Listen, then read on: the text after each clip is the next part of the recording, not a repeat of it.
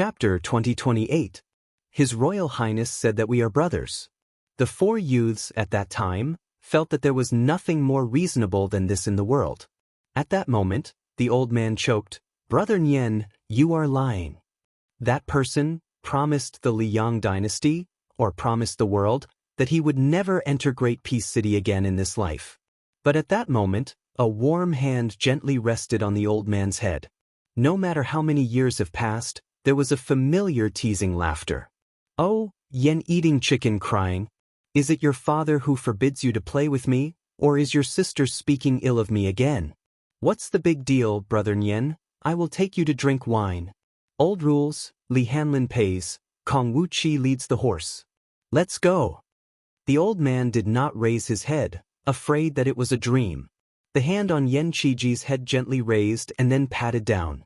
That person laughed angrily. "Yen eating chicken, have you become stupid from studying? The three of us are waiting for you." Yen Qiji slowly turned around, trying his best to widen his eyes, his lips trembling. The Grand Scholar of the Martial Meritorious Palace, who was the head of the 12 pavilions of the Liang dynasty, who was known as, every time there is a big event, Scholar Yen is the calmest. Tears flowed down his wrinkled face. He wiped his face, crying and laughing, saying softly, "Brother Nian, I miss you very much." The guy opposite him, who only had white hair on his temples, revealed a bright smile that was still as young as before. He raised his sleeve and wiped Yen Qiji's tears, saying, I know. Not far away, there were two people who seemed to be whispering, but their voices were not soft. "Look, martial fanatic Kong. I've already said that eating chicken Yen fancied our brother Nian. Back then, he just couldn't take that step. It is true, I didn't think so before, but now I believe it. Kong Wuxia, Yen eating chicken is already so old, isn't it too late? Sigh, Yen eating chicken is fine, but he is too shy. If it was me, I would have told brother Nian directly 60 or 70 years ago. Scram. At that time, you surnamed Kong had already crawled out of your mother's womb?" Yen Qiji, who was slightly deaf but definitely not deaf, was instantly infuriated. Li Hanlin, Kong Zhenrong. Scram to the side.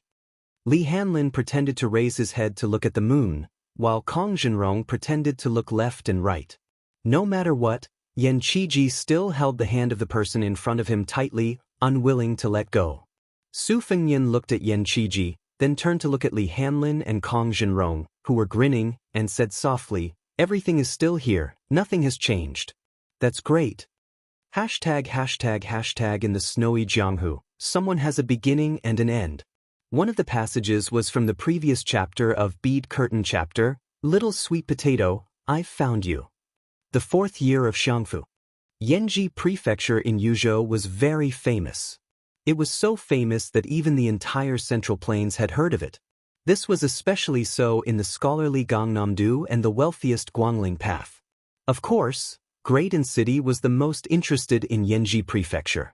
It was because the women of Yanji County were especially lively and lively. Women were truly made of water.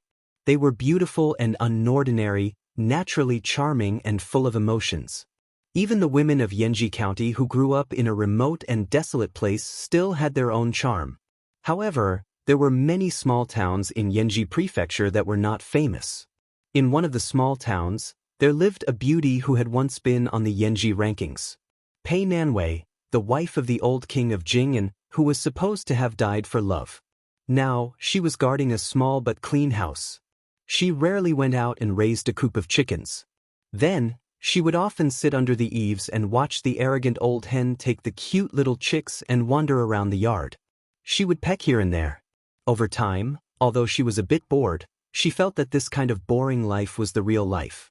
An inconspicuous young woman and an old woman who could be blown away by a gust of wind lived far away and close to each other.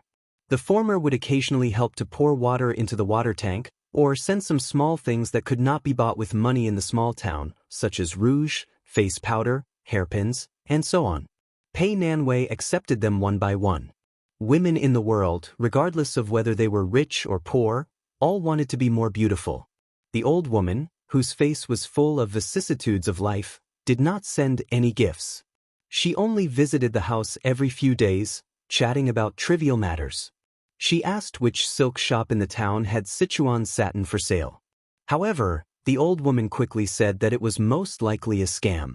She was trying to cheat those silly girls out of their private savings. She said that the ugly wife of Lu Yao, from the blacksmith shop in the southernmost part of the town, had hooked up with a young man surnamed Zhang from Broken Gong Alley. It was hard to say who had taken advantage of it. The old woman also said that a kite fell from the roof of her house. Those children were really naughty. They were naughty. Not only did they climb the roof to take the kite, but there was also a little bastard who stood on the roof and peed into the yard. As a result, she went to the child's house and scolded him. Pei Nanwei listened patiently every time, but she couldn't remember most of it. She would forget it after listening to it. Finally, one day, someone broke the tranquility. It was the child called Udilong. He rode a horse without an appointment. He had a saber at his waist. The way he climbed down the mountain and dismounted from the horse was clean and nimble. The child looked particularly old and experienced. She smiled at the door and felt that it was a little funny. When Yu Dilong called out the title of master's wife, Pei Nanwei smiled even more happily. She didn't rush to lead the child into the small courtyard and asked, "Little bug, how many people have you called master's wife?" In fact, this child used to call her Auntie Pei several times. Now that he changed the way he called her, didn't make her feel disgusted. Ever since the story of walking while leaning on the wall seemed to have spread throughout the entire Qingliang mountain overnight, Udilong had a deep impression of the saying that trouble comes from the mouth. However, in front of Pei Nanwei, this child really couldn't remember. He stretched out 3 fingers and grinned, "Just 3. But master's wife, you are master's wife." Pei Nanwei glared at him and pretended to be angry. "You can't just say half a sentence?" Yu Dilong looked surprised. "Ah? Just 3? Pei Nanwei fiercely knocked on the head of this child who only knew how to be smart. She laughed angrily and said, "It's all because you learned it from your master." Yu Dilong, whose face was so dark that it almost looked like charcoal, chuckled and cheerfully walked into the courtyard with his master's wife. Yu Dilong liked to treat this place as his own home.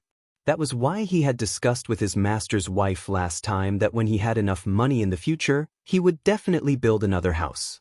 There were always 2 small benches placed under the eaves. She had thought of buying a small bamboo chair, but after thinking about it, she decided against it. She had other plans. After the 2 of them sat down, Pei Nanwei teased, "Little bug, what's the name of your master's eldest disciple?" Master's wife forgot. Yu Dilong, who was originally lazy, immediately straightened his back. He felt a little guilty and whispered, "Her name is Wang Sheng. That guy Lu Yunzhang said that it's a tacky name. But I think it's actually okay." Pei Nanwei mischievously asked, "Then what if Wang Sheng likes your master and doesn't like you? What will you do?" Yu Dilong opened his mouth wide with a blank expression. She wanted to get to the bottom of it. "Huh." Yu Dilong scratched his head and lowered his head to stare at the tip of his shoes. He said softly, "I can't beat master either." Pei Nanwei laughed out loud. Yu Dilong quickly raised his head and said in all seriousness, "Master's wife, if Wang Sheng really likes master, I'll fight with master. But I'm not doing it to snatch Wang Sheng." This time, Pei Nanwei was really puzzled. "What do you mean?" The child's face was full of seriousness as he stretched out a fist. "I just want Wang Xing to know that you can like our master, but little bug can also beat master." Pei Nanwei did not comment.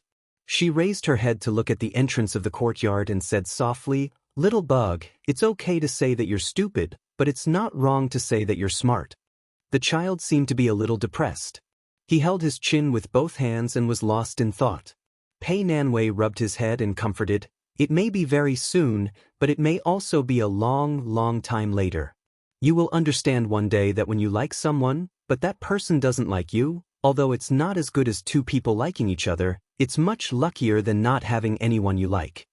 Yu Dilong frowned and said pitifully, "Master's wife, why does it sound so miserable?"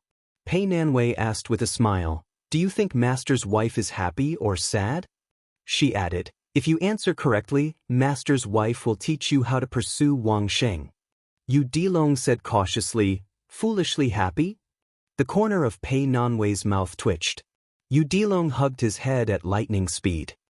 Master's wife, Master's wife. Master accidentally let it slip. Pei Nanwei said with a pleasant expression, "You're right." Yu Dilong's face was full of surprise. Pei Nanwei chuckled. "But little bug, you'd better be a bachelor for the rest of your life." Yu Dilong was not sad. He just tilted his head and pinched his chin with 2 fingers, as if he was thinking carefully about something. The child suddenly sat up and slapped his thigh. "Forget it, let's talk about it after I come back from the mouth of the gourd alive." Pei Nanwei was shocked.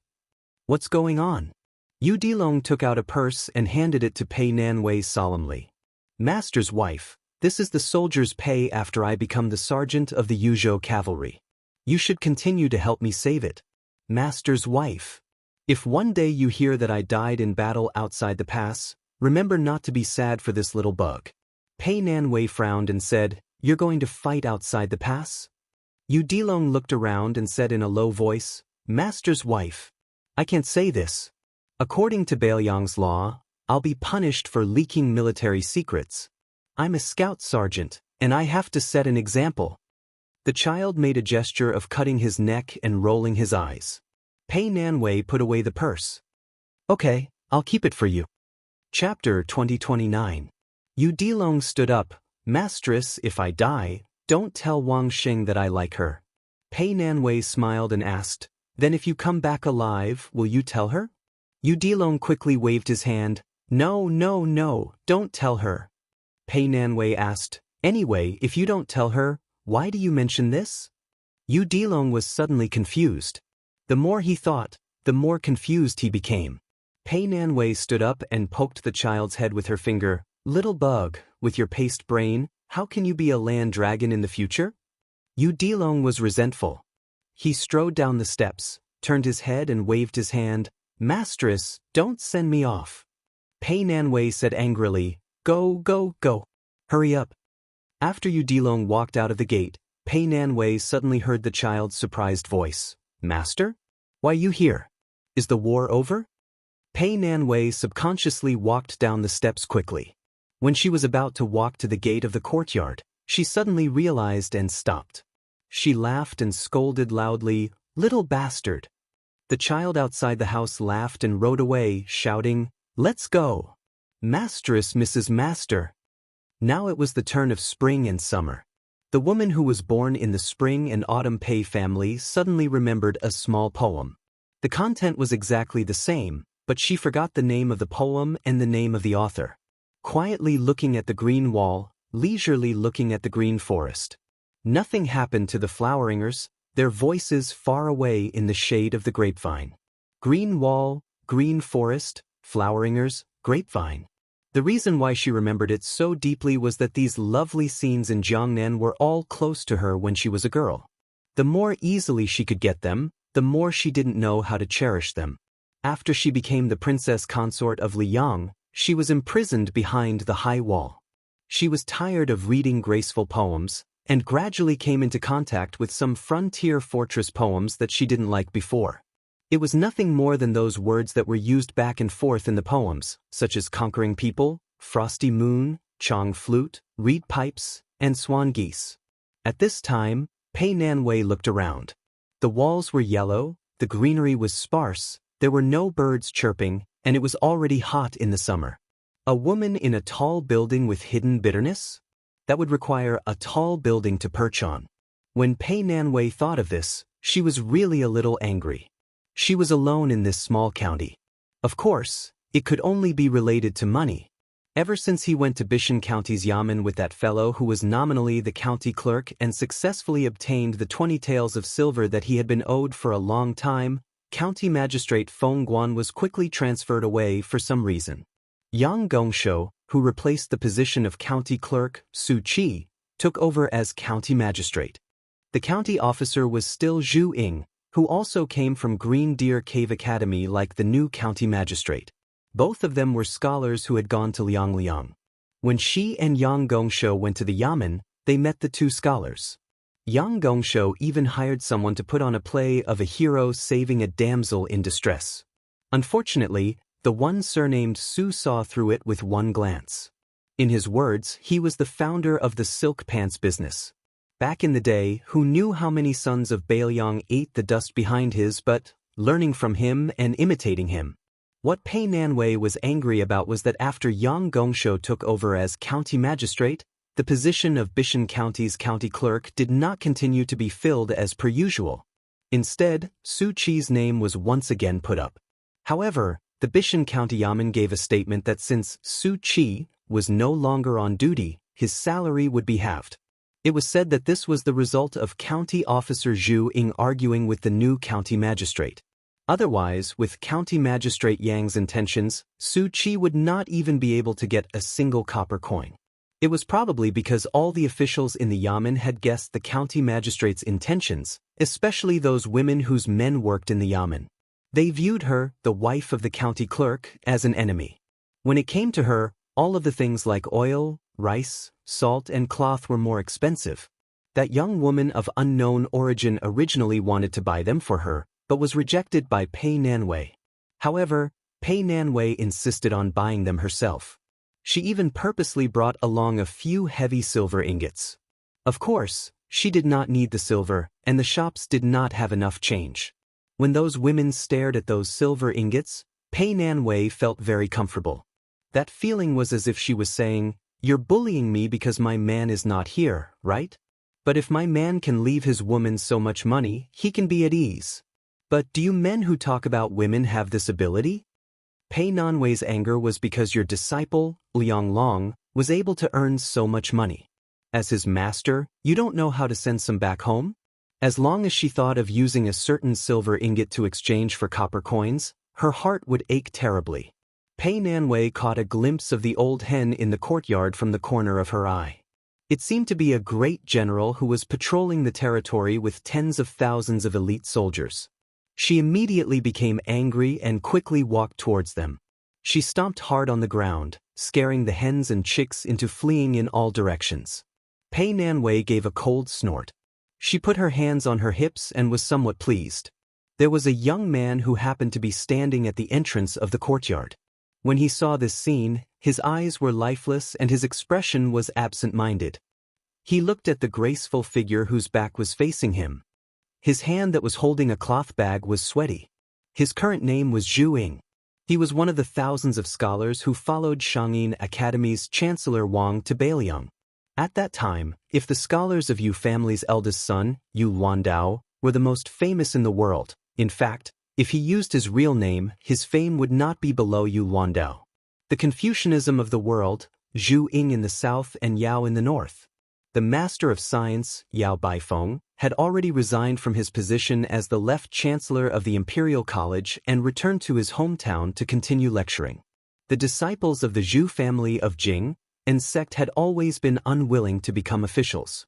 Zhu Ying's grandfather was known as the Divine Lord during the spring and autumn period and had a deep relationship with the Academy's Grand Chancellor, Qianglong. In the area of Zhu Ying's father's generation, the seven of them became famous together and were known as the Seven Dragons of the Zhu family. They were even on par with the dazzling lineup of Jiangnan's Lu family back then. Zhu Ying's real name was Zhu Ying. He was the eldest son of the Zhu family's eldest son. Even if he changed his name to Zhu Ying and pretended that he was a concubine's son of the Zhu family's side branch, Zhu Ying still stood out in the Green Deer Cave Academy with his own knowledge and foresight. There were several great scholars who were invited by the master of the academy, Huang Chong, to give lectures in the Green Deer Cave Academy, but they were all embarrassed by Zhu Ying. There were even old scholars who had to ask Zhu Ying to solve their doubts. However, Zhu Ying's reputation was not prominent among the scholars who went to Liangliang. At most, he had some reputation for being arrogant and noble. However, his unpublished articles, like what the young king said to Pei Nanwei, had long been placed on the desk of the Whispering Room. Even Su Weisheng was shocked and thought highly of him as a young talent who was not familiar with Su Beiji and Chen Shiliang. Zhu Ying's code name in the Whispering Room was Young Phoenix, which was on par with Yu Luandao's Big Luan. Zhu Ying, or Zhu Ying, found that his lips were dry and he did not know how to speak. Unlike Yang Gongshou, who was shocked when he first saw her, Zhu Ying only felt that she was beautiful when he first saw her. However, he did not have any romantic thoughts. Once, on the rolling street after the rain, he accidentally saw her squatting by the street, breaking a dry biscuit in her hand and gently feeding it to a yellow and brown kitten covered in mud. He could not let it go. He knew that even if he was not the eldest grandson of the Zhu family, it was unreasonable and inappropriate to think about a lonely woman who lived alone. However, he could not help it.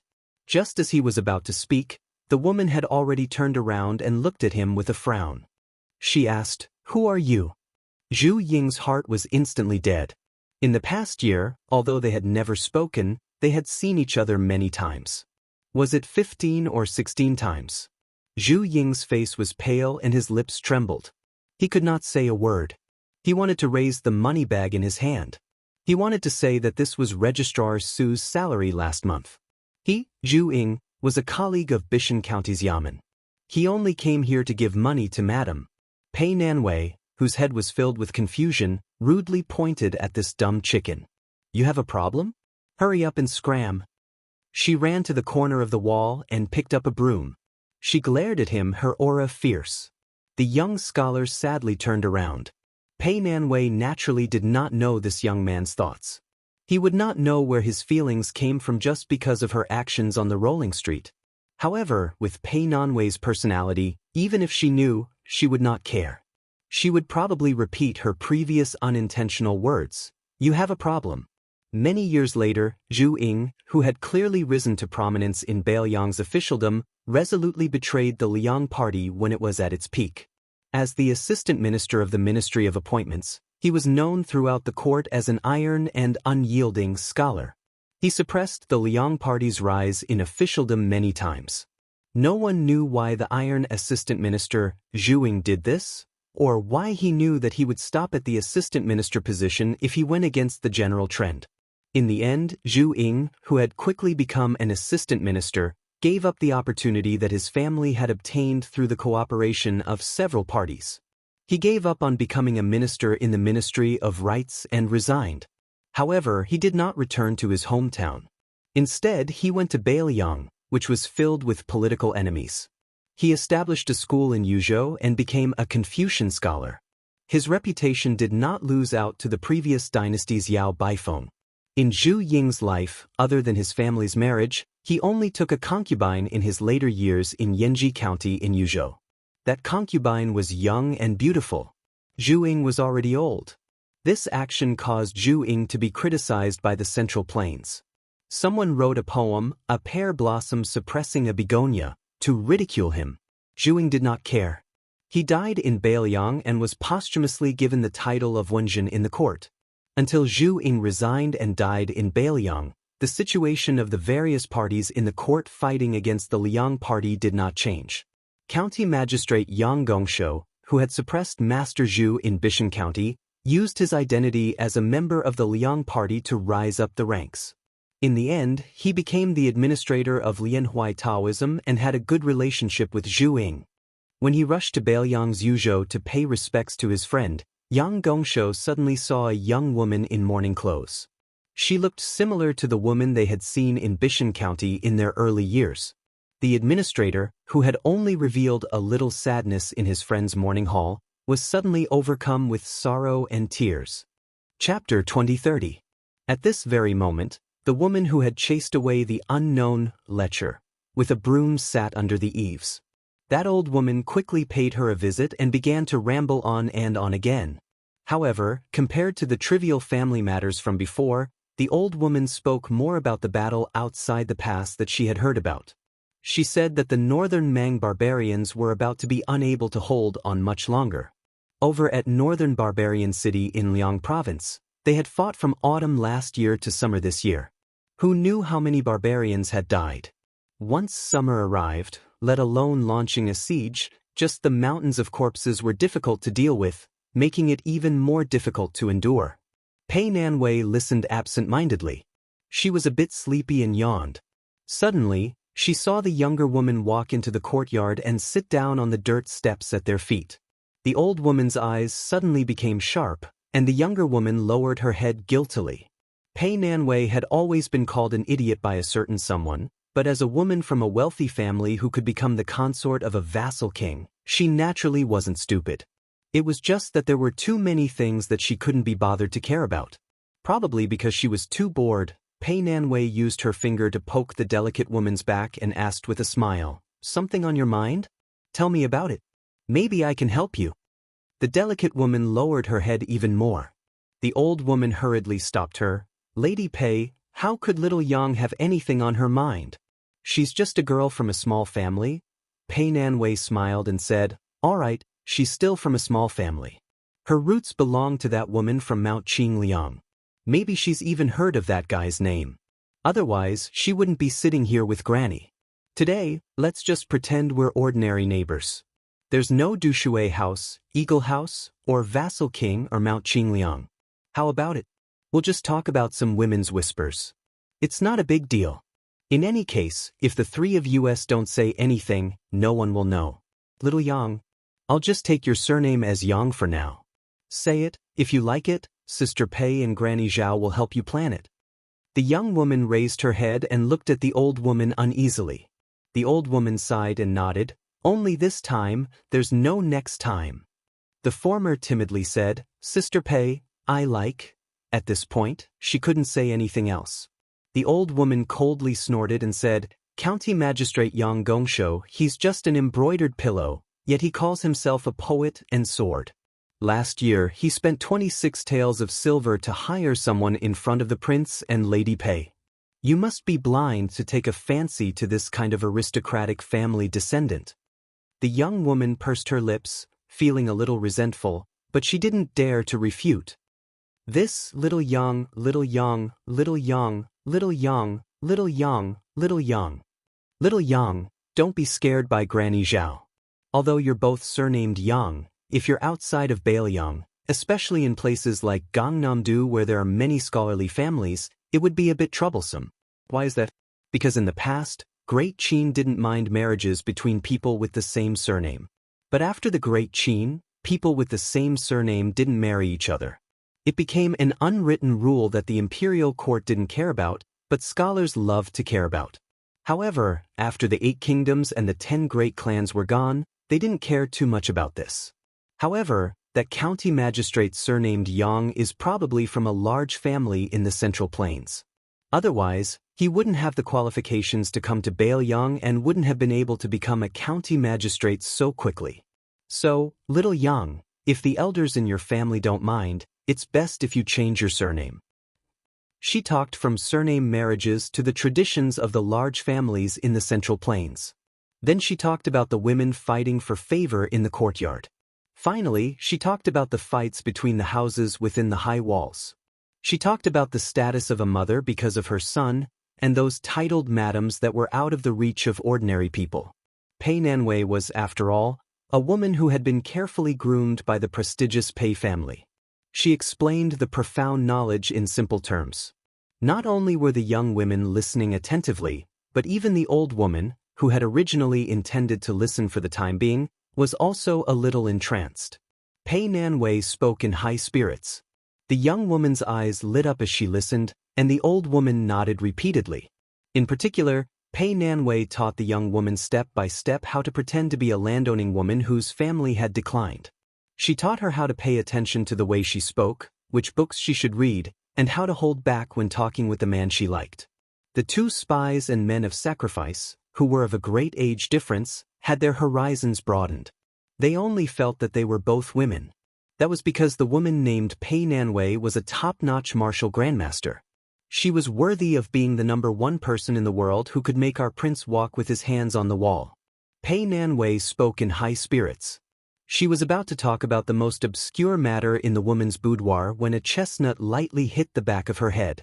A warm voice came from behind her. "There is no woman as shameless as you. Your man doesn't know the rules of the family." The 2 spies, one big and one small, were like they were struck by lightning. They suddenly stood up and quickly went to the bottom of the steps. They knelt on one knee and didn't even dare to breathe. Their eyes were fixed on the ground. Other than the panic in their eyes, there was also respect from the bottom of their hearts and passion. 10 years to cultivate Song Yushu, 100 years to cultivate Su Fengnian, 1,000 years to cultivate Lu Dongxian. Not to mention that their lives were only 100 years. Pei Nanwei didn't turn her head in a fit of pique. That person squatted down beside her and smiled gently at the two Fu Shui elites in the courtyard. Get up, thank you for your hard work these past few days. Don't be so reserved when you come here in the future. It's good to be like today. It won't be so lifeless. The two of them stood up and nodded. That person looked at the red-faced young man of sacrifice. Yang Gongshou, right? Don't worry, I'll help you make connections. Later, I'll give you a landowning household identity. But for now, you need to stay in Bishan County. He nodded to the old woman. The latter understood tacitly and left the courtyard with the juniors of the Fu Shui house who had descended from the sky. Pei Nanwei still didn't turn her head. Is the war over? He sighed.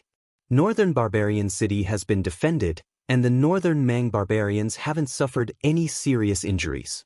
Their remaining army of less than 200,000 has retreated without chaos, so I reckon we'll have to fight another battle. However, victory is already in our Northern Liang's hands. I need to go to Jizhou Pass to see the old concubine of the old Eastern Yu. I also need to greet some people. I won't be at ease if others go. She turned abruptly, threw her arms around him, and hugged him to her bosom with all her might. Her eyes were red as she cried like a child. I won't let you go. A muffled voice came from between her majestic breasts. Then don't suffocate me to death here. Her face instantly turned red, and she fiercely pushed away the bastard who was still pretending to be obedient after taking advantage of her. Su Fengnian was pushed away. He waved his sleeve and flicked it into the distance. Lu Yunzhang, who was squatting on the wall and watching the show, was hit in the forehead by the flick. He fell to the ground with a thud in the alley outside the courtyard. The young girl, Wang Xing, crossed her arms in front of her chest. She sneered when she saw the battered Lu Yunzhang stand up. Yu Dilong, who had met his master and the other two outside the town, had no choice but to return with them. He looked very conflicted and didn't dare to look at Wang Xing. Wang Xing hesitated for a moment and said in a low voice, "Come with me to the town's restaurant to buy wine for master." Yu Dilong grunted and didn't think too much about it. Lu Yunzhang smiled evilly. You two go buy wine. I'll help master keep an eye on this place to prevent assassins from sneaking up on us. Wang Sheng, who was carrying a sword and a case, reached out to hold the hilt of her sword. Lu Yunzhang raised his hands. Fine. I'm afraid of you. Yu Dilong was at a loss. Lu Yunzhang shook his head and sighed. Earthworm Yu, why don't you get it? Yu Dilong's aura changed. One-on-one. Lu Yunzhang felt a headache coming on. He really couldn't beat this earthworm. At this moment his master and mistress had already walked out of the courtyard. Wang Sheng's eyes hid some inexplicable joy. Pei Nanwei sent the four of them to the corner of the alley. Then she quickly turned and left. The four of them walked on the wheeled street. Only Yu Dilong, who originally needed to rush to Yuzhou, was leading his horse. Su Fengnian suddenly said, Yu Dilong, there's a child named Go Yufang in Wudong Mountain. Be careful in the future. Yu Dilong was surprised. But Su Fengnian said playfully, Xie Guanyin, Dong Tai, the first sage of the Zhang family, can be considered half his master. In the future, he might have to add half of Wudong's sect master, Li Yufu. Why do you think? Yu Dilong responded indifferently. Clearly he didn't care much. Su Fengnian snorted. Lu Yunzhang, I'm reminding you not to be up to no good. Do you remember? Lu Yunzhang made a face and hugged the back of his head with both hands. I know. Su Fengnian smiled. You will have opponents too. Lu Yunzhang immediately jumped up in joy. Who is it? Su Fengnian was baffled. Someone who might become the third strongest person in the world. Furthermore, he's younger than you. Su Fengnian's words came true. And the third strongest person in the world had always been in the hands of a woman who used a saber. Her surname was Tao. Su Fengnian looked back and shouted, in 3 or 4 years at most, we will go to Jiangnan together. In the alley, Pei Nanwei, who had been hiding in the same place and didn't leave, secretly raised the corner of her mouth. She spread out her arms, her fingertips gently touched the wall of the alley, and walked briskly to the small courtyard. because she felt that it was only 3 or 4 years. At that time, she wouldn't be old. On the Guangling River, on a brightly lit yellow dragon ship, a man and a woman stood side by side on the bow of the ship to enjoy the scenery. The young man wearing the Liang king's robe whispered, "You have been wronged." The beautiful woman gently held his hand and shook her head. Her smile was gentle. The young king slammed the railing. "This Song Li is too bold. Wait for this, king." She suddenly covered his mouth. Chapter 2031. The young king held her hand with a sad expression. He turned around and stared at her face that he never got tired of looking at. He squeezed out a smile. "Don't worry, the Zhao Sun will not be so depressed." The 3 kings of Liang, Yanqi King Zhaobing, Shu King Chenjibao, and King of Jing and Zhao Sun joined forces to rebel. Among them, Zhaobing was the most infamous, Chenjibao was the most feared, and Zhao Sun was the most lamentable. Even if the court knew that Zhao Sun would be promoted to the throne by the other 2 kings in the future, there were still many civil officials of Liang who believed that the young king was forcibly imprisoned in the spring snow building and was a pitiful puppet used by Zhao and Qin to deceive the world. In fact, Great Peace City only guessed half right. Zhao Sun did not want to rebel, but it was false to say that Zhao Sun did not want to usurp the throne. The 2 kings of King of Jing, whose territory was located in the waste of the Central Plains, from Zhao Heng to Zhao Sun, always had the ambition to fight for the throne. This point the 2 kings of Bailiang knew. The previous emperor of Liang, Yuan Binshi, the blind man Lu Su, who used to be an advisor in the king's mansion. The current Nailan Yusi also knew. Zhao Sun regretted his unwillingness to believe that piece of paper. The handwriting on that piece of paper was not unfamiliar to him. It was the handwriting of the servant girl by the blind man's side. She wanted him, Zhao Sun, to quickly return to Jinggan Road after Wu Zhongshuan had quelled the battle at Guangling Road. But Zhao Sun wanted to personally take the woman beside him to enjoy the scenery of Guangling Road. He also wanted to build a good relationship with the generals and civil officials who were bound to rise in the court. So he decided to attend the celebration banquet in the spring snow building before leaving Guangling Road. Then there was the current situation. At first, Zhao Sun thought that it was a blessing in disguise because someone told him that they would help him, Zhao Sun, to become the emperor. No matter what the conspiracy was, Zhao Sun chose to believe it. After all, that person's words were more convincing than Yanqi King Zhaobing. The reason was simple. That person was called Nailan Yusi. It's just that recently Zhao Sun's life was very sullen and depressed.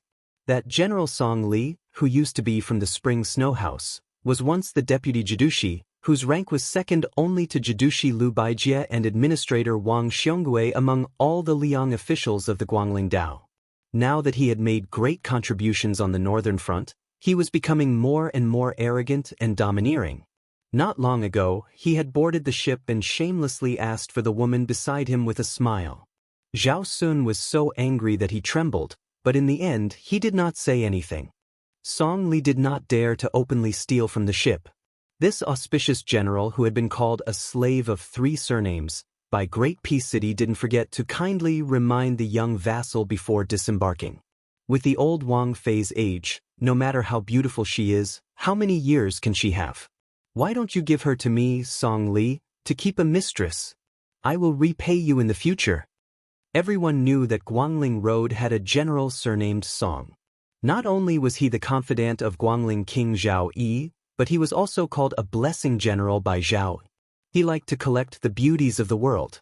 After the restoration of West Chu, the army of the Liang imperial court finally breached West Chu's capital. Song Li naturally reaped a bountiful harvest. He sighed. Then it was Zhao Bing's army that took over this ill-fated city. Song Li, with the high position of Liang Jinan general, decisively chose to submit to the king of Yen. How could Song Li be empty-handed? It was rumored that even the king of Yen Jinan, Zhao Bing, had jokingly asked at a banquet, "General Song, do you need a residence to raise beauties?" Song Li, who was highly regarded, only replied with one sentence, which made all the men present gasp in admiration. "Both, the more the better." The king of Yen clapped his hands and cheered, promising on the spot, "I will not disappoint General Song in this lifetime." In the future, when the Rouge rankings of the Central Plains are released, there will be a beauty sent to the Song Fu. Also, Song Li was not just trusted by the king of Yanjinan and had been given military power. Song Li and the king of Yanjinan, His Royal Highness Zhao Zhu, were close and called each other brothers.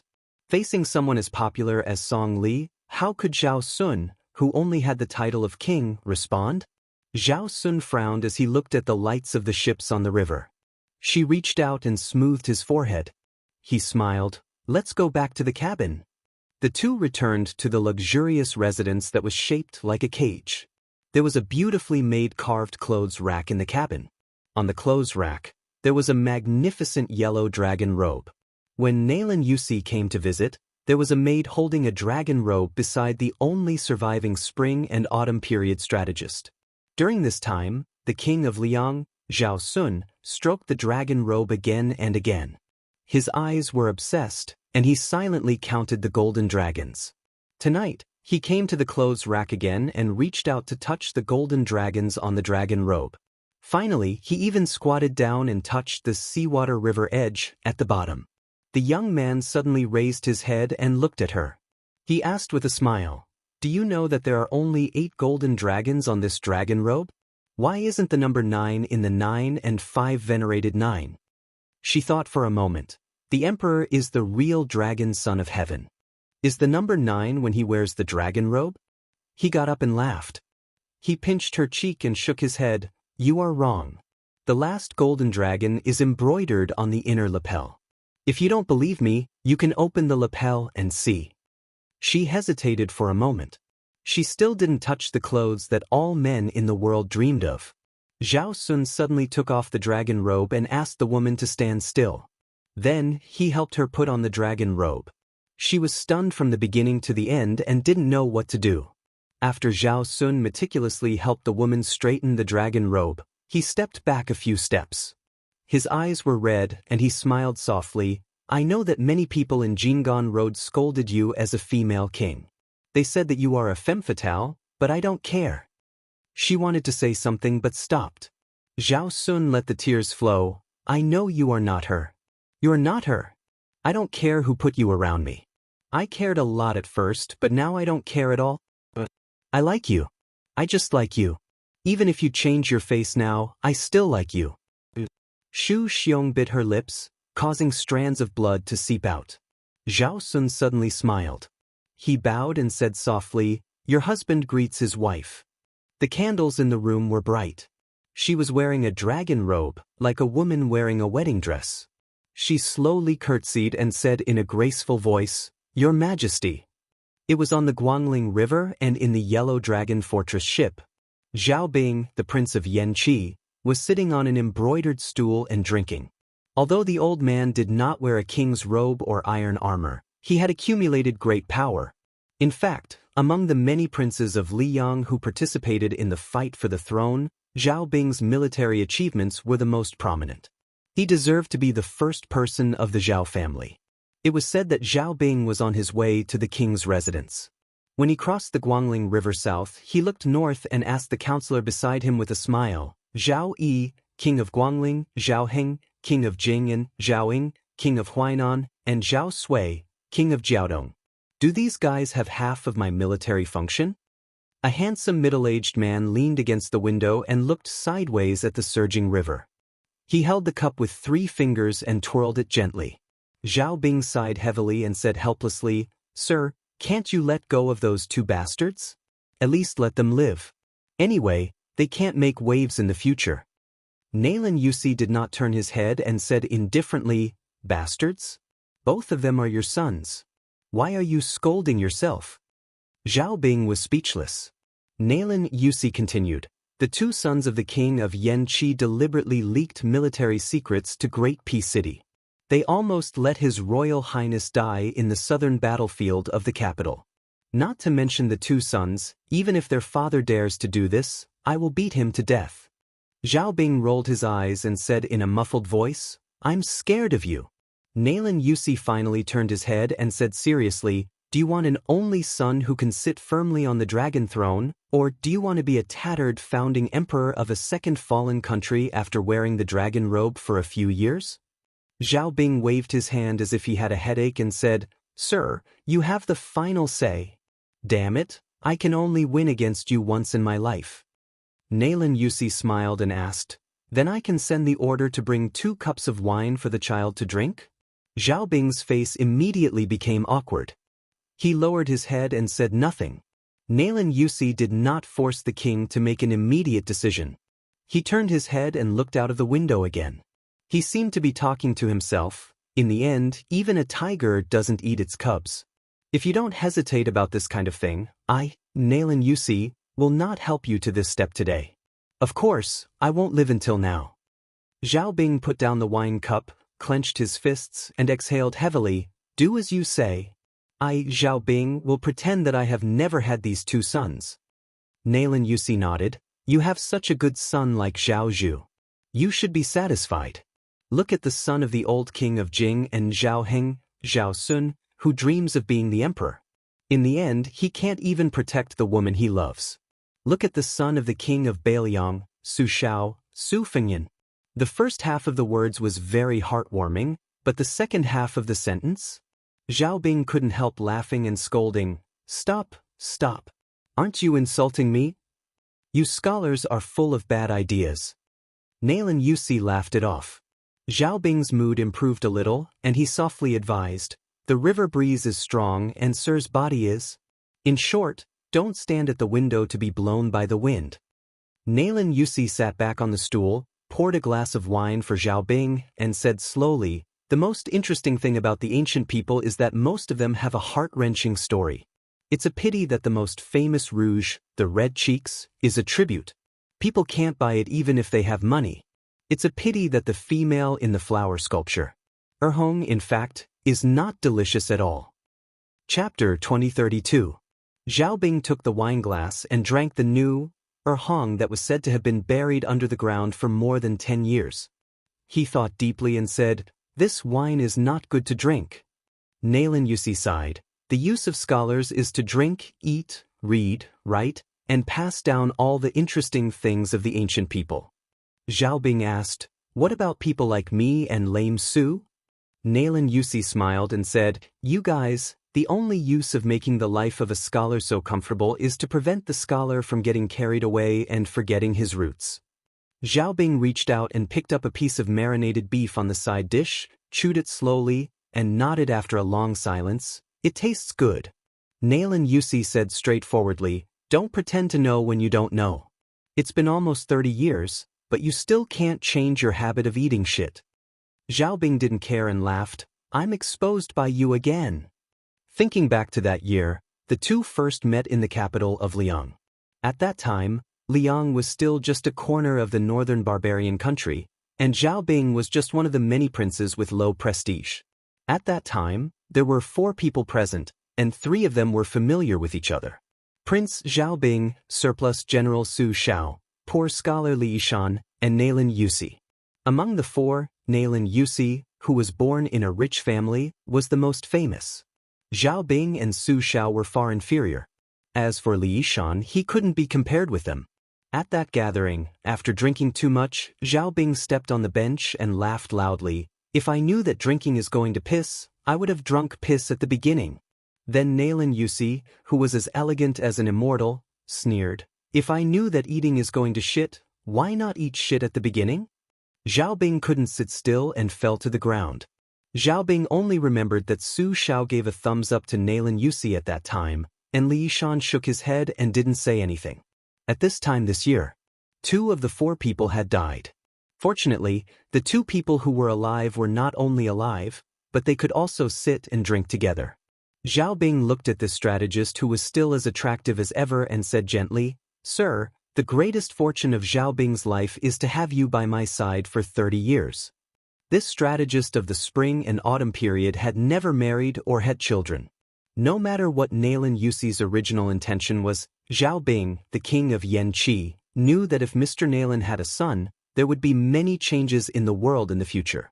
Just like when Su Shao had the eldest son, There was immediately the white clothes case in the capital. Zhao Bing might not be as ruthless as the old emperor, but he would definitely feel as if there was a fishbone stuck in his throat. Zhao Bing also poured a cup of wine for Nailan Yusi.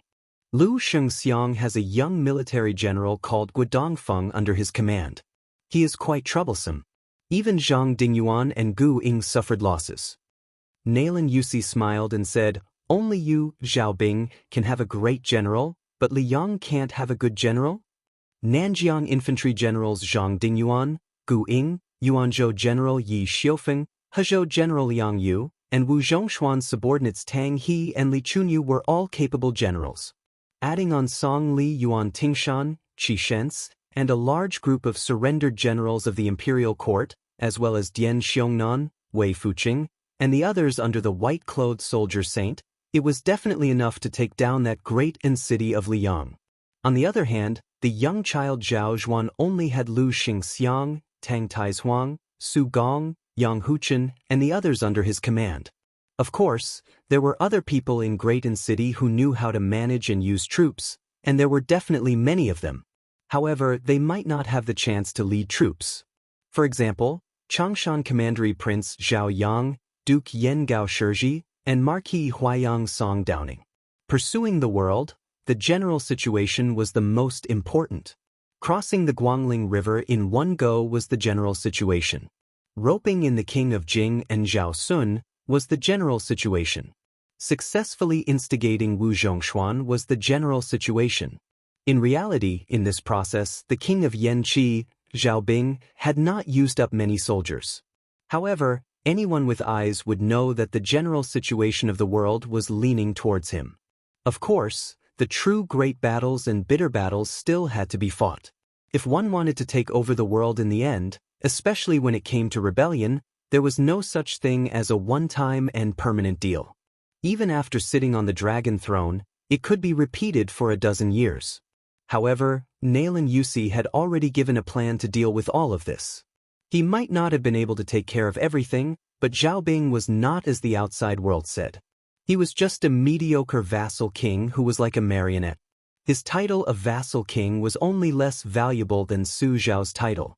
To put it bluntly, if Zhao Bing could still lose after Mr. Nailan had created this great situation, he might as well eat shit. Zhao Bing suddenly lowered his voice and asked, "Are we really going to let Chen Zhibao lead an army of 80,000 to attack Jizhou?"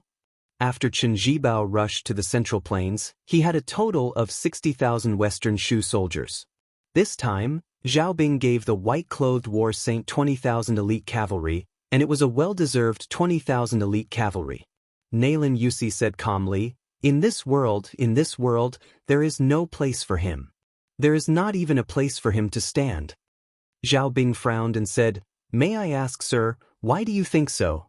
Nailan Yusi did not answer the question. What was the scene in the temple of Liang before Zhang Julu died? Zhao Bing drank slowly and pondered carefully. Finally, he raised his head and laughed at himself. "I don't quite understand, but since you said so, I think so." Nailan Yusi sighed and said with a complicated expression, "Zhao Bing, there are so many heroes in the world, but why did you get the world in the end? There is a reason." Zhao Bing grinned and asked, "Sir, are you praising me?" Nailan Yusi said angrily, "There is no wine." Zhao Bing stood up and said softly, "Rest early, the situation is settled, sir, don't worry too much. This king will return to Great Peace City with you." Nailan Yusi nodded his head. After the king of Yen walked out of the cabin, he said to the 5 beautiful maids outside the room, "Take good care of Sir Dongyue, Western Shu, Fengdu, 3 corpses, Qinglu." The 5 maids accepted the order softly. After Zhao Bing walked out a few steps, he turned his head and reminded a woman, "Qinglu, quickly go in and add a fur coat for Sir." The maid smiled sweetly and quickly left to get the precious marten fur coat that the vassal king ordered someone to send over not long ago. When Nailan Yusi walked out of the room with a pot of wine, the maid Qinglu brought the marten fur coat. After putting it on, he walked to the deck of the ship with the 5 maids and walked to the railing at the bow of the ship. Nailan Yusi held the pot in front of him with one hand and one hand behind his back. He narrowed his eyes and muttered, "A Zhang Julu, seeking his own death." Hafagu Jiantang, desperate. Next is Chen Jibao, and finally you, Su Fengyan. The maid who had been to Baoyang's north rejecting city asked softly, Sir, do you want to go to the northwest and see? Nailan Yusi shook his head and said, No need. After a long silence, there was only the sound of the river. He suddenly threw the wine pot in his hand into the Guangling River and then said, Call Lin Hongyuan over from the spring snow building. About 3 hours later, Lin Hongyuan of the southern border Dragon Palace came to the ship. Nailan Yusi had already returned to the cabin. After Lin Hongyuan closed the door, he gestured for the woman to sit opposite him. Lin Hongyuan sat upright. Nailan Yusi smiled. Are you full of guilt for deceiving the person you love? Lin Hongyuan suddenly blushed and defended, Sir, I don't like. Nailan Yusi said softly, Whether you like or not, you will know soon, but the feelings above like may not be known immediately. You are still young and it may take many years to know. If you like someone else during this period, it's another story. Lin Hongyuan was at a loss of what to do, and his heart trembled with fear. At the foot of Wudong Mountain, in the restaurant, the conspiracy that dragged many people into the water, the interlocking encounter and assassination, was from the layout of the palace master of the Dragon Palace. To be precise, it was Mr. Nailan sitting opposite her. It was not only aimed at the young king but also at the young prince. It was not to kill but to destroy the heart. Nailan Yusi seemed a little tired and said in a low voice, Lin Hongyuan, if there is a chance in the future, go and apologize to that person, not only for yourself, but also for me, Nailan Yusi. Nailan Yusi repeated softly, If there is a chance. Lin Hongyuan left the ship in a daze. Finally, Nailan Yusi let the 5 maids walk into the room and smiled softly, Don't think about the empress. After all, there is Zhang Gaoxia, but according to the law of Liang, there are 4 imperial concubines in the harem. Among you, who doesn't want to be the imperial concubine, take a step forward. Nailan Yusi didn't ask who wanted to be the imperial concubine, but asked who didn't want to be the imperial concubine. This was directly to the people's heart. The 5 of them all took a step forward. Almost at the same time. Almost. Only one person was a little slow. Nailan Yusi didn't point out anything. He just smiled and said, Sir knows, you all go down. Since the 4 silly girls were not willing to be the caged bird, then it was her. However, Nailan Yusi also knew that she wasn't the smartest among the 5. She really wanted to be the imperial concubine. It was nothing more than that she was afraid that someone would unscrupulously settle accounts in the future after the death of her childless husband. Prince Zhao Zhu and Emperor Zhao Zhu. There would be 2 people. This couldn't be blamed on Zhao Zhu. His Royal Highness's temperament was actually kind enough. Even if Su Fengyan became the emperor, it was the same. Nailan Yusi lay on the table with sleepy eyes. He felt a little distressed for her. In the love between men and women in the world, after the love was deep, the one who lived longer would often be more painful. Nailan Yusi slowly closed his eyes and whispered a name. Ishan. The heroic women in the world only hated themselves for being a woman. But I, Nailan Yusi, only hated myself for being a man. The word love, I don't know where it starts and where it rests. I don't know where it starts and where it ends. I don't know where it ends.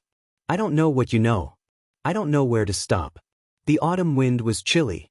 In the northeast area of the rich Gangnam-do and the barren Lianhuai Road, more than a dozen horses stopped at a mountaintop. Chapter 2033. Dian Xiongzong and Wei Fuqing, one of the 4 fangs of Baoyang in the past, were among them. The rider between the 2 was a young general who had followed them to Shu. A white-clothed man was holding a famous spear, plum wine.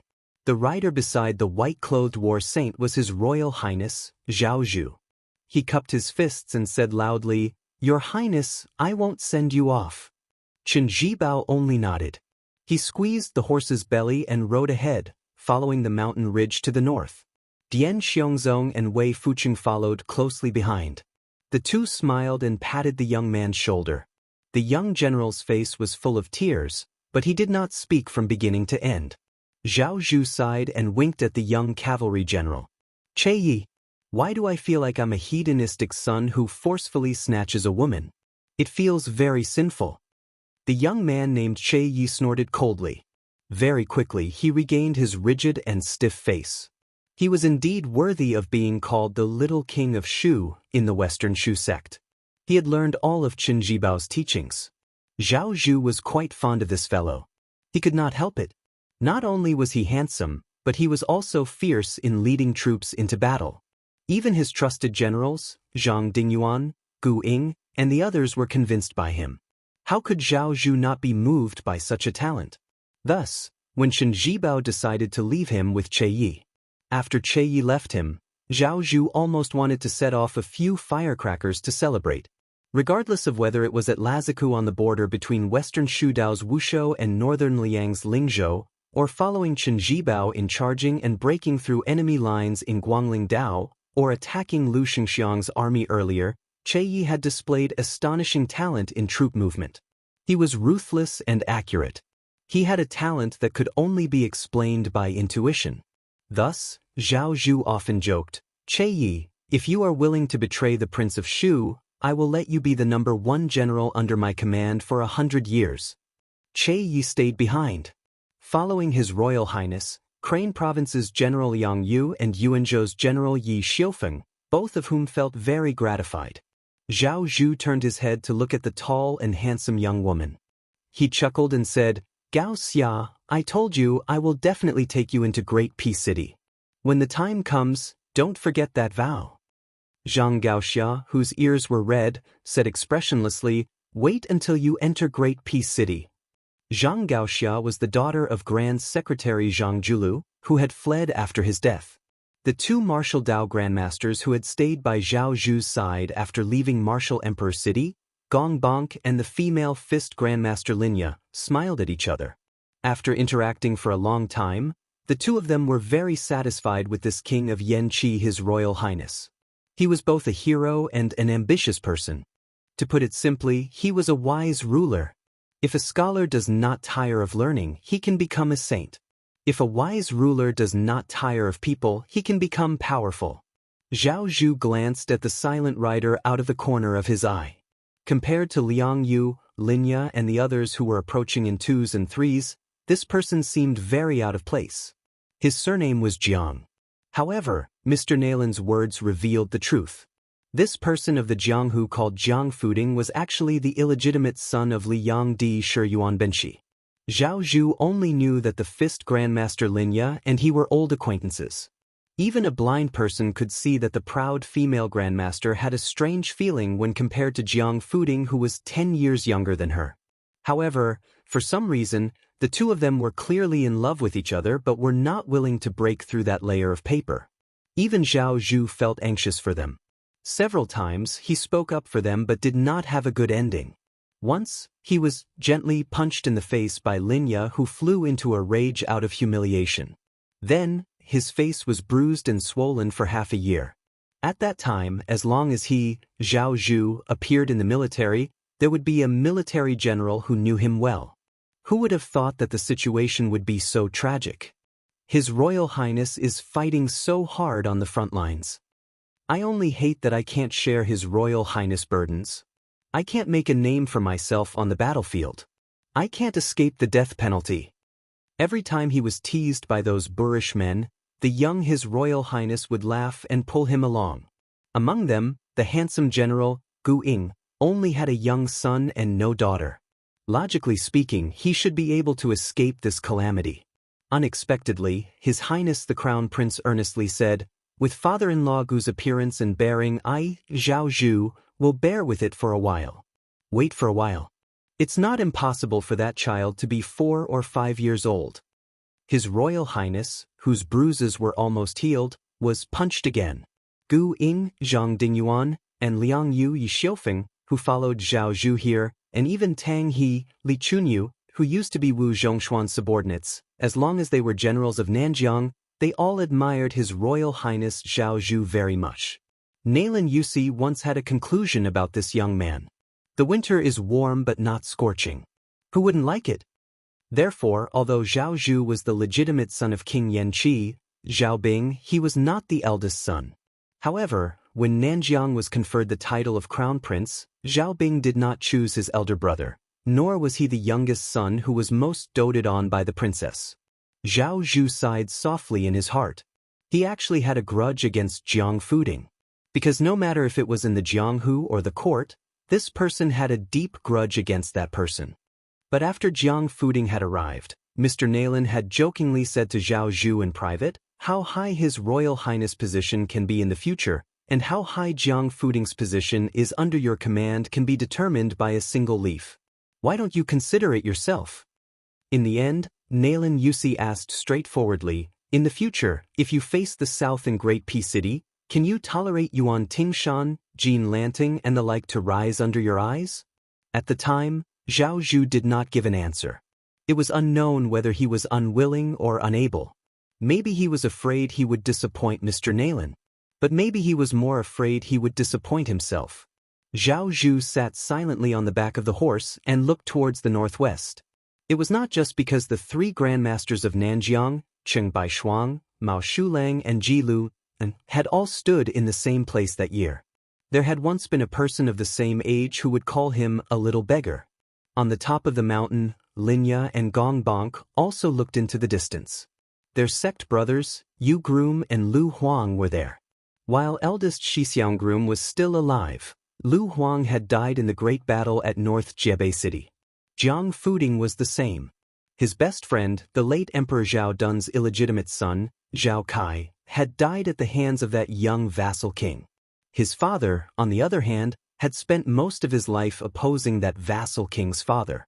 The grudges between the two generations had yet to be resolved cleanly. Che Yi was not an exception.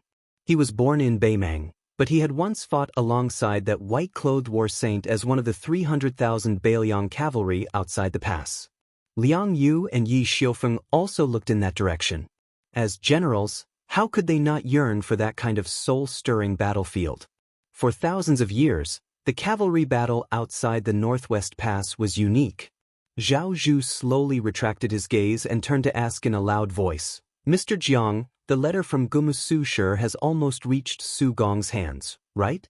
Jiang Fuding nodded. Zhao Zhu suddenly flipped off his horse. Under everyone's gaze, he squatted down and pulled out a nameless grass that was half yellow and half green. As he chewed, he laughed. If the emperor wants the subject to die, the subject is disloyal. If the father wants the son dead, the son is unfilial. Now it's up to this Jadushi to see if loyalty comes first or filial piety comes first. Then Zhao Zhu bared his teeth and said, Yang Huchen and Han Fong, these two generals of Jizhou, are too shameless. They directly put Ma Zhongxian and Wen Taiyi, who treated them with respect, under house arrest. They seized the military power of Jingan Road and occupied the Central Plains in one go. This is a bit of a headache. If there's a chance, I must find them for a drink. Arm in arm, Yan Huan. Zhao Zhu liked to make friends with people he was familiar with. Those he was more familiar with, he would even put his arm around their shoulders. He never cared about their status. Zhao Zhu raised his head and smiled at everyone. Wait for me at the foot of the mountain. It'll take at most an hour. In the end, only Zhang Gaoxia stayed. The others rode down the mountain. Zhang Gaoxia stood beside the squatting young crown prince and said gently, Are you afraid that you'll fall out with his brother in the future? Zhao Zhu curled his lips. That guy is such a magnanimous person. He won't haggle over every little thing with me, right? Perhaps he was asking himself, or perhaps he was asking Zhang Gaoxia, whom he had a crush on, or perhaps he was asking that person across thousands of mountains and rivers. Zhao Zhu simply sat cross-legged and raised his head. He said softly, If you're really angry, just hit me twice. I promise I won't fight back. But I'm a little beggar. When the time comes, I'll be an emperor. Us brothers can just fight in private. Zhang Gaoxia lowered her head and looked. It was hard to imagine that such a tenacious young man would reveal such a weak attitude. At this moment, she seemed to truly understand this man called Zhao Zhu. She squatted down and gently wiped away his tears. She had never known how to comfort others, so she could only say, I'll always be by your side in the future. The young man grunted in agreement. The world was not peaceful. Chapter 2034. Fortunately, Huxang City was an important town in the northern part of the state of Aquarius. Since it had not been affected by the raging war and the influx of nobles from the south to the north, Huxang City showed a morbidly prosperous scene. The collapse of the southern dynasty was imminent. Most of the people in Norland were nomads from the grasslands. Baimang dynasty's household registration system had also collapsed by more than half. It did not matter whether one had a travel permit or not. In troubled times, having real money was more useful than anything else. If one wanted to enter a city to seek protection, regardless of one's identity, one had to pay a huge toll. The toll was often directly related to the height of the city walls. At this time, a man who looked like a scholar from the southern dynasty was walking slowly in the crowd. He did not have any servants to escort him. His ivory white satin robe had long been covered in dust. The passers-by on the street were not surprised. Countless descendants of noble families in the southern dynasty looked like a phoenix that had lost its feathers. On the way to escape, many beautiful concubines and maids had been personally handed over to the powerful nobles in Norland with both hands. This unkempt man had neither a sword nor a saber. However, if one had the leisure to look at him carefully, a woman of a certain age who was more familiar with the affairs of men and women might be able to see that this man had shaved off his beard and had an extremely handsome face that had experienced the vicissitudes of life. Today, Baimang was full of a culture of taking pleasure in the face of disaster. Taking advantage of the fall of the noble families in the southern dynasty, many rich women in Norland who liked to keep male companions had reaped a lot of benefits. No one knew how many young men in the southern dynasty had become their playthings. For example, at this time, a carriage pulled by two majestic horses opened the curtain, revealing the face of a woman who was not even a middle-aged woman. Her eyes wandered around like an eagle hunting its prey. After a round, she chose two weak scholars who were walking together. As she pointed at them, the burly maid in the carriage quickly went to solve the problem for her master. She called the leader of the 8 squires and whispered a few words in a low voice. The knight nodded and galloped wildly. He broke through the crowd without any scruples and arrived in front of the two panicking young men. The burly knight sat high on the horse and gently twirled his saber.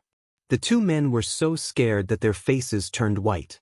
When the knight bluntly stated the identity and intentions of his master, he pointed the tip of his saber at the carriage. The two young men hesitated for a moment. The knight sneered and pulled out his saber, rubbing the tip of his saber with 2 fingers. The two men quickly accepted their fate and followed the knight from the general's residence to the carriage. After sitting in the carriage, they were embarrassed because they had humiliated their family, but also relieved because they had sold their bodies for safety. The woman who was still holding the curtain glanced at them and the corners of her mouth curled up. Thin arms and thin legs. Although their arms were not necessarily as thick as hers, this was the taste of a scholar after all. She withdrew her gaze and looked at the slender figure that she could not let go of after catching a glimpse of him. She hesitated whether she should take in another male pet. However, the slightly crowded carriage made her dispel the idea. When the carriage passed by the man again, she thought for a moment. Since she did not have such thoughts for the time being, she felt that she should not let the jealous women in the city take advantage of her. What if this man accidentally became a guest in their house? How awkward would that be? No one could get what she did not want. Therefore, she asked the burly maid to pass a message to the squires to kill the man who looked quite comfortable a moment ago. In troubled times, human lives were not as cheap as dogs in peaceful times. Life and death were only between some people's thoughts. As the wife of a general with real power, she put down the curtain and pricked up her ears, waiting for the pleasant sound of a sword piercing the chest or simply chopping off the head. If it was only because her husband was one of the generals of the Aquarius state, she naturally would not dare to be so unreasonable. However, since her husband was sitting in this position because of her family's noble surname, there were not many people in Huxang City who dared to make irresponsible remarks about her kidnapping a few refugees on the street and accidentally killing a few untouchables. However, after waiting for a moment, she did not hear the pleasant sound she expected. She lifted the curtain in confusion. The centurion of the personal guard returned to the window and bowed with a shocked expression. "Madam, that guy suddenly disappeared." The woman said angrily, "He actually escaped? How can that guy's 2 legs be faster than the 4 legs of a warhorse?" The centurion's fear was not because of the woman's anger, but because of his own strange encounter. He explained in a panic, "Madam, I've already rushed in front of that person and slashed him with my saber, but that guy just disappeared into thin air." The woman frowned and muttered, "Did I see a ghost in broad daylight? Could it be a martial arts master who hides his strength? It doesn't make sense. Our Beimang Jianghu masters are almost completely wiped out in Beiyang. Even if there are fish that escape the net, they would either continue to serve in the army or be recruited by the big families of the southern dynasties as guards." Although the woman and her family were the best among the local forces of the Aquarius state, they were not so arrogant as to provoke those legendary people who flew around. Although there were not many details of the peak battles at the border of Liangmang where the masters from both sides were sent out, it made the world finally understand a bloody truth. On the battlefield, one person who could fight against 10,000 people might not be able to determine the direction of a large-scale battle. However, if 2 or 3, or even 10 martial arts masters appeared together, the 20 to 30,000 Beimang cavalry would not be enough to kill them. Even if the army of 200,000 wanted to take a step forward, it would be as difficult as ascending to the sky. It could be said that the woman who was associated with the prosperity of Beimang had a gloomy face. She cursed the stubbornness of the Beiyang barbarians, especially the king of Beiyang who made Beimang suffer a lot. When the woman decided to keep the peace, she waved her hand to signal the loyal centurion not to pursue the matter and put down the curtain. Suddenly, she felt a strange breeze. Not only the woman, but also the sturdy maid and the 2 scholars who were like sheep in a tiger's den were stunned. Only then did the woman realize that there was an uninvited guest sitting beside her. Her chest heaved up and down violently. She turned her head with difficulty and saw that it was the strange man who was travel-worn but could not hide his temperament. The woman sitting on the embroidered stool was indeed a woman from a wealthy family. Even if she clenched her fists and trembled slightly, she still squeezed out a smile. She raised her hand to stop the maid who was trying to protect her after she came back to her senses. She smiled and said, "Sir, are you robbing me of my wealth or my body? No matter which it is, with your courage and spirit that I am deeply impressed by, even if you are robbing me of both, I will accept my fate." The man smiled and said softly, "I'm sorry to disappoint Madame Shintu. I only want the map of the 2 cities of Wuxia and Stone Tablet. I want it to be very detailed."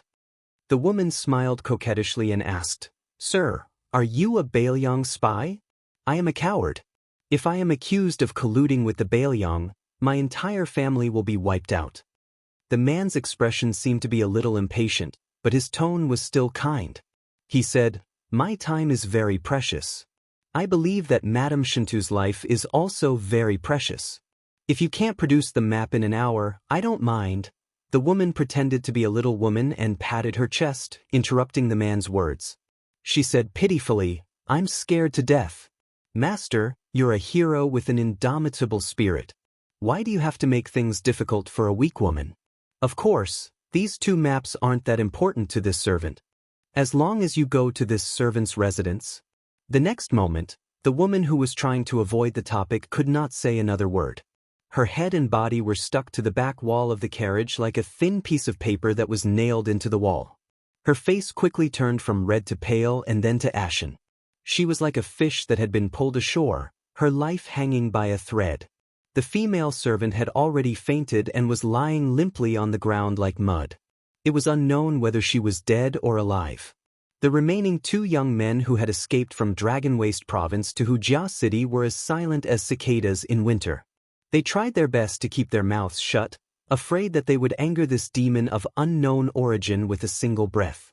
They saw that the man was absent-minded and in a daze, as if he was feeling something.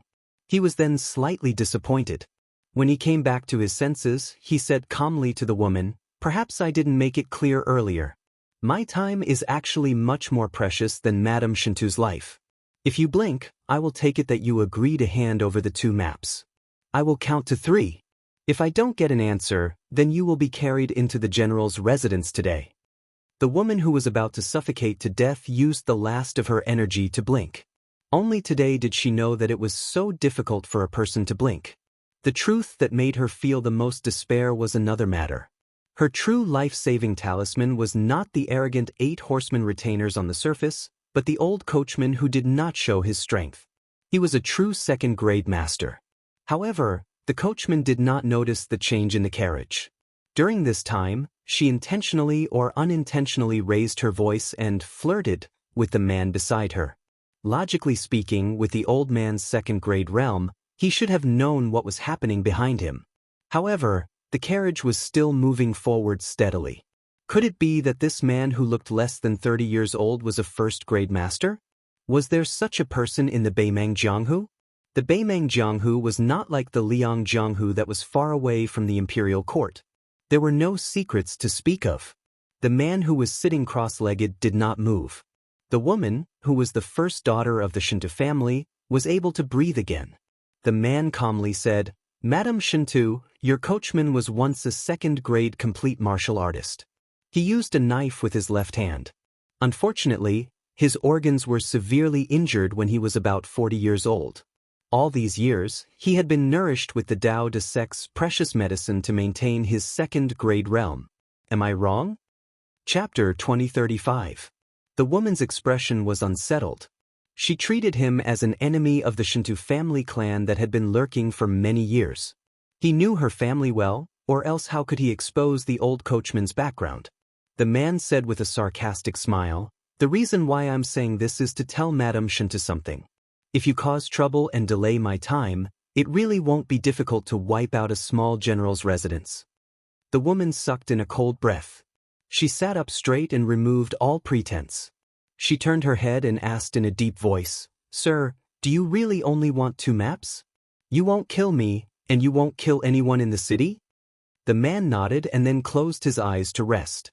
The carriage stopped outside the general's residence.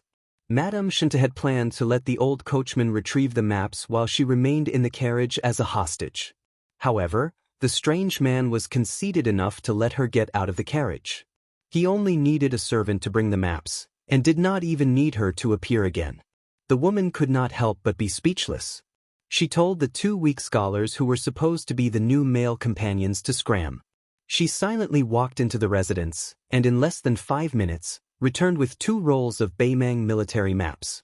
She respectfully handed them to the man who was still sitting in the carriage. The latter opened the maps and looked through them carefully. Madame Shinto gathered her courage and secretly sized up the man. His face had a softer outline than the men of Beimang and Norland, but compared to the men of Jiangnan in the Central Plains, he had more edges. Therefore, he could be considered handsome, but at the same time, he did not give off a feminine feeling. Especially his beautiful phoenix eyes, when he squinted to look at the maps, they were especially captivating. After the man finished looking at the maps, he closed his eyes and went through them in his mind. After confirming that he had not missed anything, he opened his eyes and handed them back to the woman. He smiled and said, "Madame Shinto is very trustworthy." The 40 or so private soldiers in the residence did not make any secret movements. "I don't have anything to thank Madame for lending me the maps, but I believe there will be opportunities to express my gratitude in the future." The woman felt a lingering fear. Fortunately, when she left her man's study, she decided to avoid trouble. Otherwise, today would have been the death anniversary of many people in the residence. Just as she was feeling emotional, the man suddenly disappeared like a land immortal. The woman suddenly smiled and said, "It is said that the king of Bailiang is not only one of the best masters in the world, but also very handsome. I think this young master is not too far off from the king of Bailiang, right?" If she knew that this man was the king of Bailiang, Su Fengyan, she would have been scared to death. At first, Su Fengyan was searching for a needle in a haystack within the borders of the northern Mang and southern dynasty. However, he soon realized that he and Sweet Potato's child might not have chosen to go south to avoid disaster. Instead, they might have gone the other way and entered the Norland first. Then, they would have waited patiently and looked for an opportunity to die peacefully. But even if the child was really in Norland, he did not know whether the child was on the prairie or in a city. Su Fengyan could only rely on his remaining intuition to search. It was very likely that everything would be in vain. In fact, if he searched Wuxia City and Stone Tablet City, even if he still could not find the child, he would have to return. Perhaps the child was no longer alive. But this was actually the most likely, maybe. Su Fengnian did not dare to think about it. He did not dare to think about it. Su Fengnian strolled around Wuxia City, stopping every now and then. One moment, he could be standing under the eaves of a secluded restaurant, looking at the people on the street. The next moment, he could be in an alley where children's laughter could be heard. Then, he could be standing on the roof of an inconspicuous building. From the scorching sun at noon to the setting sun, until dusk came, Su Fengnian sat on the steps of a dilapidated ancient temple in a poor market in the northwest corner of Wuxia City. Along the way, he had hoped thousands of times and been disappointed thousands of times. Even so, he had not given up hope. Su Fengnian told himself that his child must be waiting for him somewhere. Waiting for him, the father who had wronged them so much. The ancient temple behind him had been abandoned for many years. It did not exude any Buddhist aura. All that was left was a gloomy light. There was a large open space in front of the temple. Su Fengnian was about to stand up when he saw a group of children running towards him. Some of them were 3 or 4 years old, while others were 7 or 8 years old. They were all dressed in the most ordinary Baimang clothes. They were carefree and most of them were holding low-quality bamboo paper kites made by their parents. 7 or 8 children were playing kite fighting. In the Jiangnan region of the Central Plains, children, regardless of whether they were rich or poor, also liked to fly kites. However, they were all flying kites, unlike this group of children who were playing kite fighting. It was enough to show the bravery that flowed in Baimang's bones. The kites in the children's hands were long and thin boards. They were tied from the back into tiles. The drawings were simple and crude. The strings were not tied to the tails, but to the strings. They were released into the air by running and the strong wind. They buzzed and dashed left and right, colliding with other kites. If they were entangled, they would cut each other's strings. The loser could only watch as the kites fell far away and then scampered to pick them up. Su Fengnian raised his head to look at the kite fighting in the sky. He was lost in thought. A few kites had already fallen from their strings. A child cried out and ran to look for them. Unfortunately, the kite was hanging high on a branch. He cried his heart out under the tree. Half an hour later, it was time to eat. Amidst the shouting of their parents, the children gradually dispersed. The winners of the kite fighting were like generals returning victorious from the battlefield. The losers were disheartened and wanted to go back and steal some more strings from their parents. In the twilight, Su Fengnian stared blankly at a large open space. Then, a burst of light footsteps broke the silence. In the distance, a short and thin figure was bouncing over, carrying a slightly damaged kite in his hand. About 7 or 8 feet away from the stairs, the slovenly child stopped. It turned out to be a little charcoal girl about 4 or 5 years old. Her little face was dirty. Other than the kite, there were also some withered leaves picked up from somewhere. She was most likely a child beggar.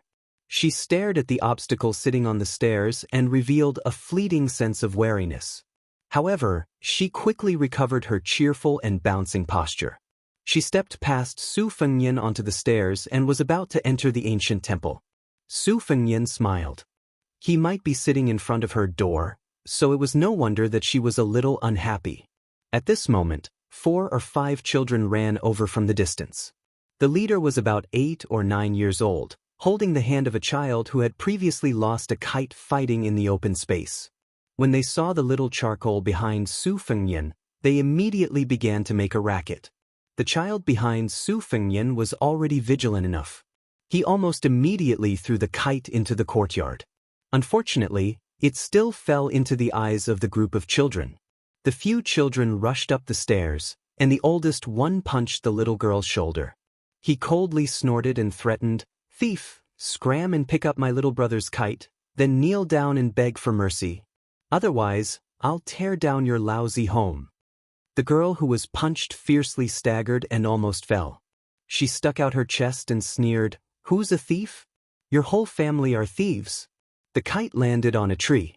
I climbed up to retrieve it, but I didn't see any of your names written on it. The much older boy slapped her, and the little girl tilted her head to dodge. She lifted her leg and kicked the boy's crotch, causing him to immediately roll on the ground. How could this be allowed? The rest of the children who had formed their own cliques began to surround and beat up this girl who had always been very annoying. In the end, after a round of entanglement, they were all beaten quite badly by her. Every one of them had a bloody nose and a swollen face, and there was even one whose wrist was bitten to the point of bleeding by her teeth. Of course, the little girl who was as thin as a matchstick was even worse off. She suffered countless punches and kicks all over her body, but in the end she still stood proudly at the entrance of the lousy temple. She didn't run away, nor did she cry. She didn't seem to care at all. In the end, those children were not as fearless as her. They cursed her as bastards and beggars as they resentfully left, not forgetting to leave behind all sorts of harsh words. Su Fengnian turned his head to look at the little girl. After everyone had left, her tender face twitched in pain. Blood seeped out from the corner of her mouth. She then opened her mouth with all her might, stretched out 2 fingers, and pulled out a shaky front tooth. She carefully held it in her palm. She glanced at the surprised Su Fengnian and rolled her eyes. She patted her butt, turned around, and jumped over the threshold with her feet together. Su Fengnian laughed involuntarily. Su Fengnian stood up and continued his search in Wuxia City. He looked for any child that could vaguely recognize the woman's face. It could be someone that looked like her eyes, her nose, or her lips. It didn't matter what it was, as long as there was even the slightest resemblance. In the dead of night, Su Fengnian found nothing. He stood at the top of Wuxia City and sighed. He prepared to head to the last city, Stone Tablet City. For some reason, the image of little Charcoal's face with its front tooth pulled out appeared in his mind. Su Fengnian couldn't help but smile. He asked himself, should I go and take another look at her? The gloomy temple, the house with the broken window bars, the narrow wooden bed, the crooked wooden stool, and the small pot on top of it. If you included the small bag of food hidden under the ground, that would be all she had. However, she was still very happy to be alone. Her dinner was a small pot of vegetable stew that she had picked up from the market during the day. She felt that it was very sumptuous. She sat cross-legged on the wooden bed furthest from the window. She raised her head and stared at the starry sky. There was a patched-up cotton doll beside her leg. This was her only companion in the world that she could talk to. She suddenly sniffed and jumped off the bed. With a creak, she pushed open the door. She stood there and narrowed her eyes. She saw a strange scene in the courtyard. The guy who had been sitting on the steps in the evening was now squatting in the courtyard and roasting meat. She didn't go forward. She just stood at the door and looked at the guy. Su Fengnian had set up a fire and was roasting a chicken. Although he didn't have any seasoning, the chicken was still golden and shiny. The oil was enough to whet one's appetite. The little girl swallowed her saliva. However, she gritted her teeth and didn't move. She waited until the guy tore off a drumstick and stuffed it into his mouth. She still resisted. Chapter 2036. Even after the guy had eaten half of the roasted chicken, she was still in a dilemma. When she saw that the guy was about to move on to the last fat chicken leg, she slowly walked to the side of the fire and stretched out a hand. Her meaning was clear. I want to eat the chicken leg, you give it to me. Su Fengnian ignored her and took a bite of the chicken leg, oil dripping from his mouth. Little Charcoal took a step forward and stretched out his hand again. Su Fengnian looked at her from the corner of his eyes, biting the chicken leg bite by bite. The girl's eyes turned, revealing a sense of craftiness as she said, "This is my home." Su Fengnian mumbled, "I'm just borrowing a place. I'll leave after I finish eating." The girl angrily said, "Give me the chicken leg." The girl hurriedly added, "There's only half left." Su Fengnian glanced at her. "Shouldn't you add the word, please, when you're asking for help?" He originally wanted to add, "Didn't your parents teach you that?" But after thinking about it, he decided against it. It was too hurtful to say such things to an orphan. The tanned and skinny little girl fiercely spat at the fire, then walked back to the steps and sat down. Su Fengnian threw away the chicken bone and casually wiped his greasy fingers. He stared at her, not forgetting to add insult to injury with a burp. The stubborn little girl sulked as the cool breeze blew. Although her hair was dirty and stiff, her sparse fringe was still blown by the breeze, revealing her high forehead. Compared to her dirty face, it was especially fair and bright. In the end, the little girl was the first to admit defeat and return to the house to sleep.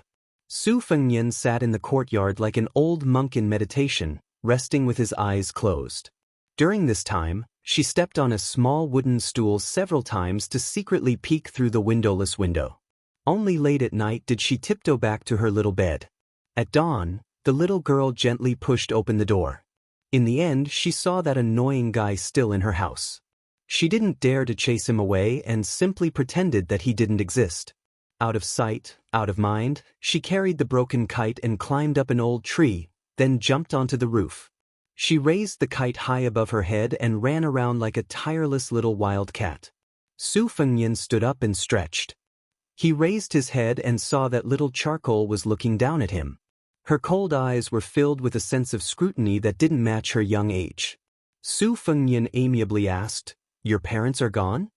The child was like a cat whose tail had been stepped on and angrily said, "Your parents." Su Fengnian. The early bird gets the worm otherwise. The little black girl sneered, "Why do you care?" Su Fengnian laughed. "If you don't beg for a living, are you going to steal or rob?" The little girl sneered, "What do you know?" Su Fengnian didn't say anything. The child on the roof, who struggled to survive in the lower levels of the city, was clearly very good at reading people's expressions. This was a kind of sharp intuition that was close to instinct. She could fight with those children who were a few years older than her, because once she showed weakness, it meant that she would forever be bullied by them. Last year, her cotton doll was stolen by them when she wasn't home. Her little pot was also hidden by them, and they often threw stones through the window. However, she clearly didn't dare to really anger the adult man in the courtyard. Her habit of knowing when to advance and when to retreat might be an innate talent, but it was also forced out bit by her lonely and helpless situation. She was willing to steal things and pick up vegetables, but she just didn't want to be a little beggar on the street. She didn't know why. This year, she could go to the streams and rivers outside the city, which were not higher than her knees. She tried to use wood to catch fish, or used a broken dustpan to catch birds in the wild. She felt that when she grew up, she would be able to do more things. Anyway, she could live a good life by herself. She could wait until she grew taller, and then she would do that big thing. Su Fengnian saw the naughty little girl suddenly sit on the edge of the roof. She put down the kite, swung her legs, and looked to the south. Su Fengnian flew to the roof and sat down. After half an hour, she suddenly woke up. She turned her head and asked with a puzzled face, "Hey, why did you climb up the tree?" Su Fengnian was silent. She moved her but as if she wanted to get farther away from him, but in fact, she gently lifted up 2 broken tiles with her right hand and held a small wooden knife tightly. However, she didn't let Su Fengnian see it. Su Fengnian was still looking into the distance. He asked with a smile, "Why did you hide a small wooden knife on the roof? Don't tell me you want to kill me?" Her face suddenly changed. She suddenly stood up and faced Su Fengnian, holding the knife with both hands. Su Fengnian didn't know whether to laugh or cry. He said self-mockingly, "Whether you believe it or not, I'm not a bad person.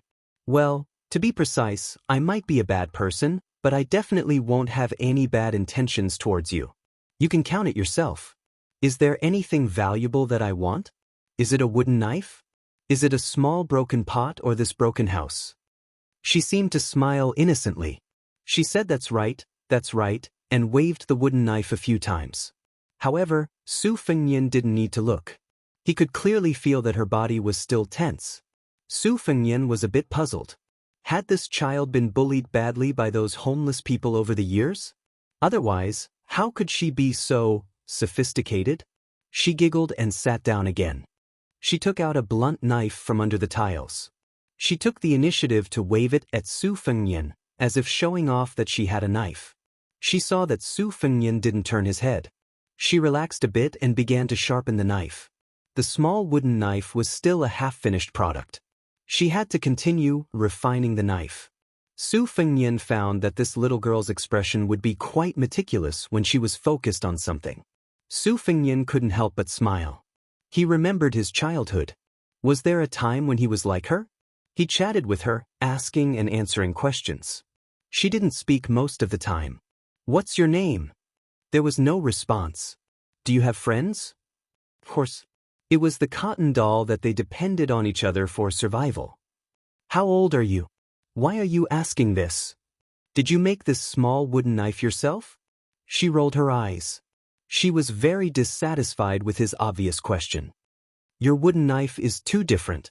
It's straighter than the Mang knife, narrower than the cold knife, and slimmer than the famous southern Tang's how to ping zay. Hey, why are you nagging like a woman? Su Fengyan was silent. However, for the first time, she took the initiative to ask, what kind of knife is southern Tang's how to ping zay? Su Fengyan smiled and patiently explained, it's a kind of saber that looks like a large battle formation saber. It used to be very popular in the southern Tang royal family, and several famous sabers in the world were used as references. The little black girl curled her lips, her face full of disdain. Su Fengyan curiously asked, with your skills, it's enough to deal with those children yesterday. Do you still need a wooden knife to defend yourself? The little girl hid the blade and placed the wooden knife on her lap. The more she looked at it, the more she liked it. She couldn't bear to put it down. She hummed and said, it's my birthday. This is a gift for myself. Su Fengyan joked, little girl, you don't treat yourself badly. The little girl was furious. She turned her head and angrily glared at Su Fengyan. She bared her teeth and said, what little girl? IP standing up. Su Fengyan face-bombed, speechless. The little girl suddenly said, right, don't blame me for not reminding you. My father is the most powerful master and hero in the world. He kills people without blinking. If you dare to provoke me, I'll let him beat you to death. I don't think you're a bad person, so I'm telling you. This is a secret. Su Fengyan smiled and asked, is your father really that powerful? A master? How high is he? The little black girl's face was filled with pride. She clicked her tongue and said, 10 stories high. No, it's 100 stories high. Are you afraid? Su Fengyan was stunned for a moment. He then laughed and said, I don't believe it. If your father is such a powerful master, would you still be here and not even be able to eat a chicken drumstick? She was silent for a moment. She then squeezed out word by word from the gaps of her teeth. No. Talking. Father. Su Fengyan turned his head and looked at the extremely serious and tender face. He was absent-minded for a moment. She was going tit for tat with him. Su Fengyan smiled and admitted defeat. He stood up and walked to her side. He wanted to pat her little head, but she avoided him.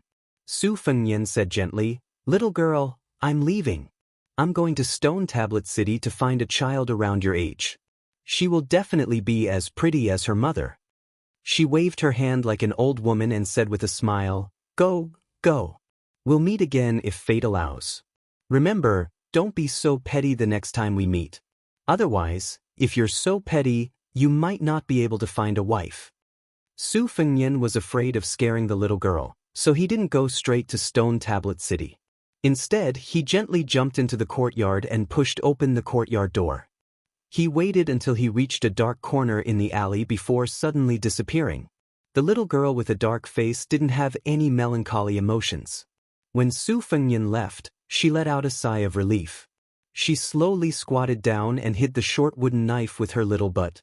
She muttered, draw the knife to cut the water flows even more. Draw the knife to chop the head, the blood flows even more. She left the kite on the roof and slipped back into the courtyard along the tree to start a new day. Chapter 2037.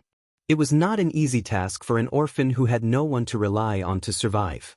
She first familiarly ran to a courtyard 2 streets away and helped an elderly couple clean up their house and courtyard. She struggled to fill their water tank with water. The couple's son and daughter-in-law were peddlers who often traveled long distances. They would return home once every 10 days.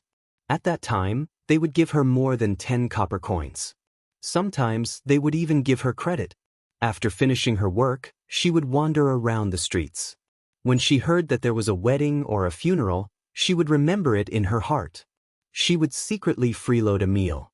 The two markets at the beginning and middle of the month would often have a bumper harvest. The luckiest one was when she picked up a bulging cotton money bag at the lantern market in early spring. That was the first time she saw silver. It was broken silver. It was very small, not even as big as her fingernail, but it still made her happy to this day. If there was no harvest in the city, she would have to go outside the city to try her luck. She would go to the river to catch fish and climb trees to dig out bird nests. She remembered that at the end of last year, the river froze. She saw someone cutting through the ice to catch many fat fish. It looked easy and profitable. She only needed to squat on the ice. So she tried it once. She almost froze to death. She was saved by a kind peddler who passed by. That unforgettable lesson taught her that if she was not lucky, she should not expect God to be generous to her. A skinny little black girl was running around happily in Hushang City. She returned to the abandoned ancient temple in the twilight. She had some vegetables and a bag of cicadas that she had caught from the trees. Today, God had opened his eyes. She had snuck into a wedding banquet in the east of the city at noon. She felt that her mouth was now full of the oily taste of the small piece of pork. Unfortunately, even though she was eating very fast, she was still thrown out of the door before she could finish a whole bowl. In the darkness of the night, Su Fengnian stood by the window and watched as the little girl hummed a little tune over a pot of fried cicadas with her back to him. Chopping off the head to serve wine, digging out the heart and liver to braise, peeling off the skin and pulling out the tendons to steam. The taste is delicious, but it's not as crispy as the fried cicadas. Day by day, I'm growing up day by day. Su Fengnian didn't know whether to laugh or cry.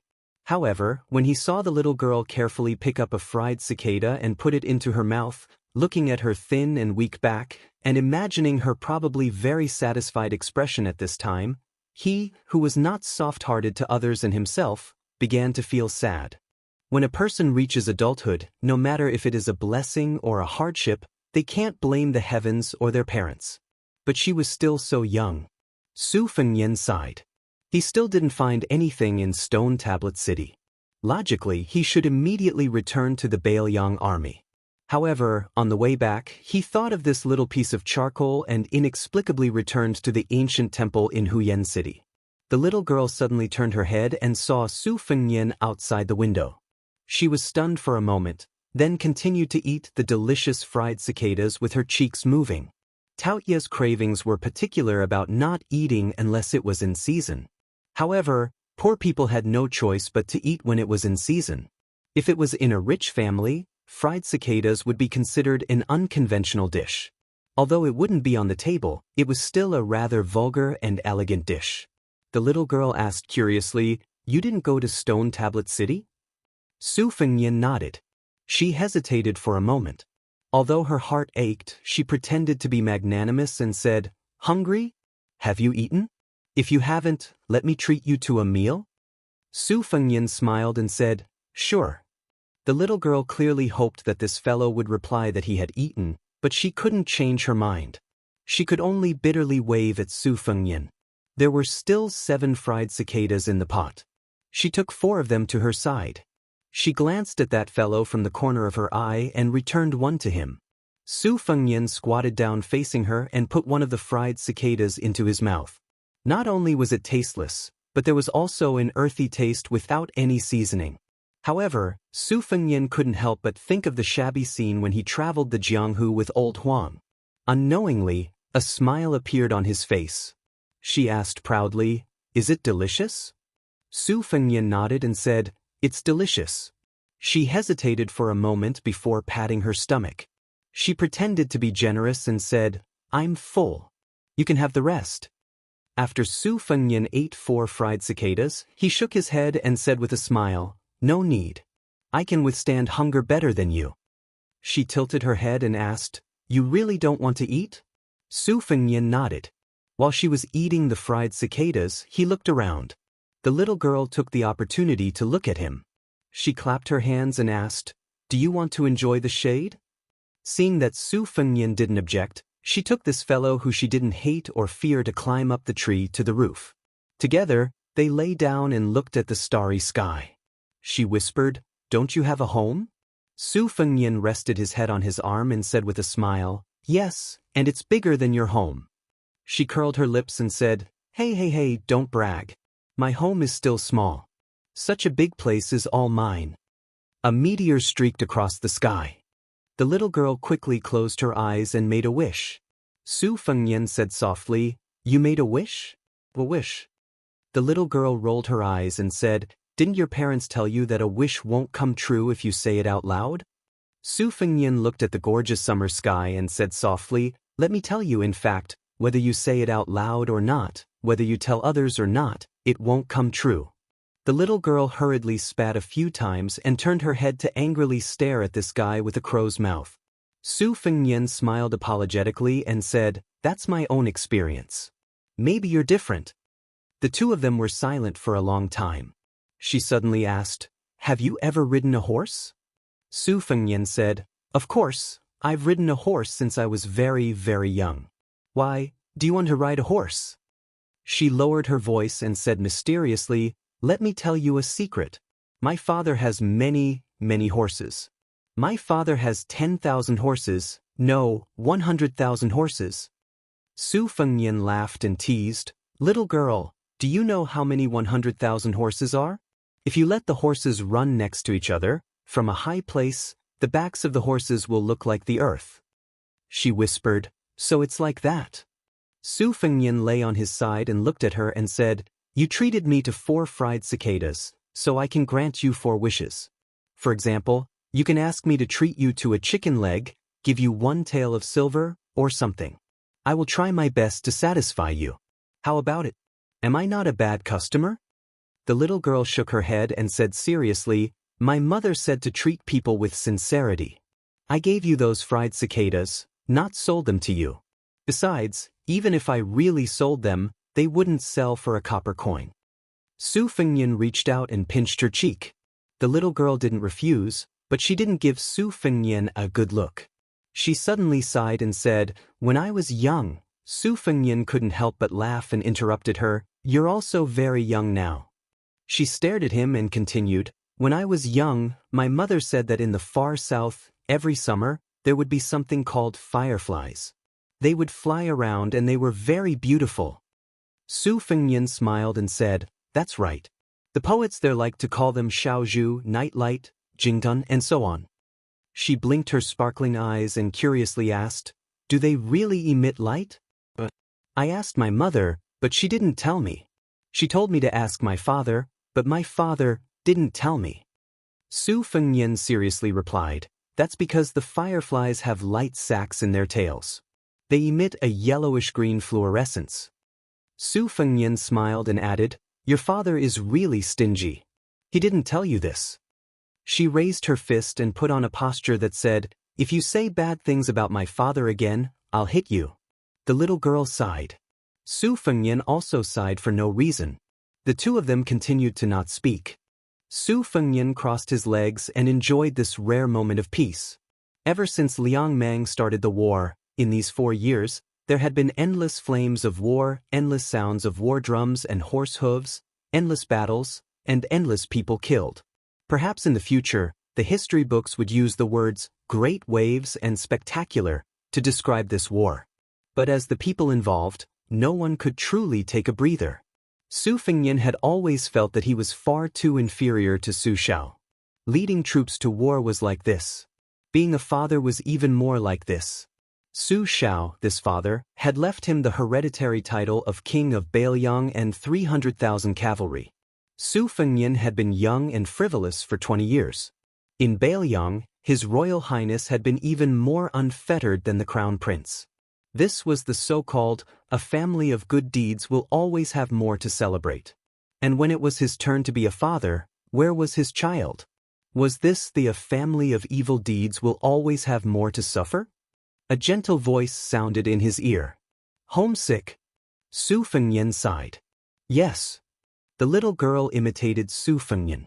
She crossed her legs and swayed them back and forth, humming a new song that she had made up on the spot. "Firefly, firefly, be good and follow me home." In any case, it was just a line of lyrics. After an unknown amount of time, Su Fengnian, who could no longer hear the song, found that the little girl had fallen asleep. Afraid that she would catch a cold, Su Fengnian took off his robe and gently covered her body. Su Fengnian looked at the sky. The night lasted until dawn. The little girl, who had been huddled in the warm robe all night, woke up with a yawn. Seeing the person sitting cross-legged, she didn't know what to say for a moment. Su Fengnian turned his head and asked with a smile, "Little girl, do you want to come to my house to play? I'll take care of your food and sleep." She said with disdain, "Not going."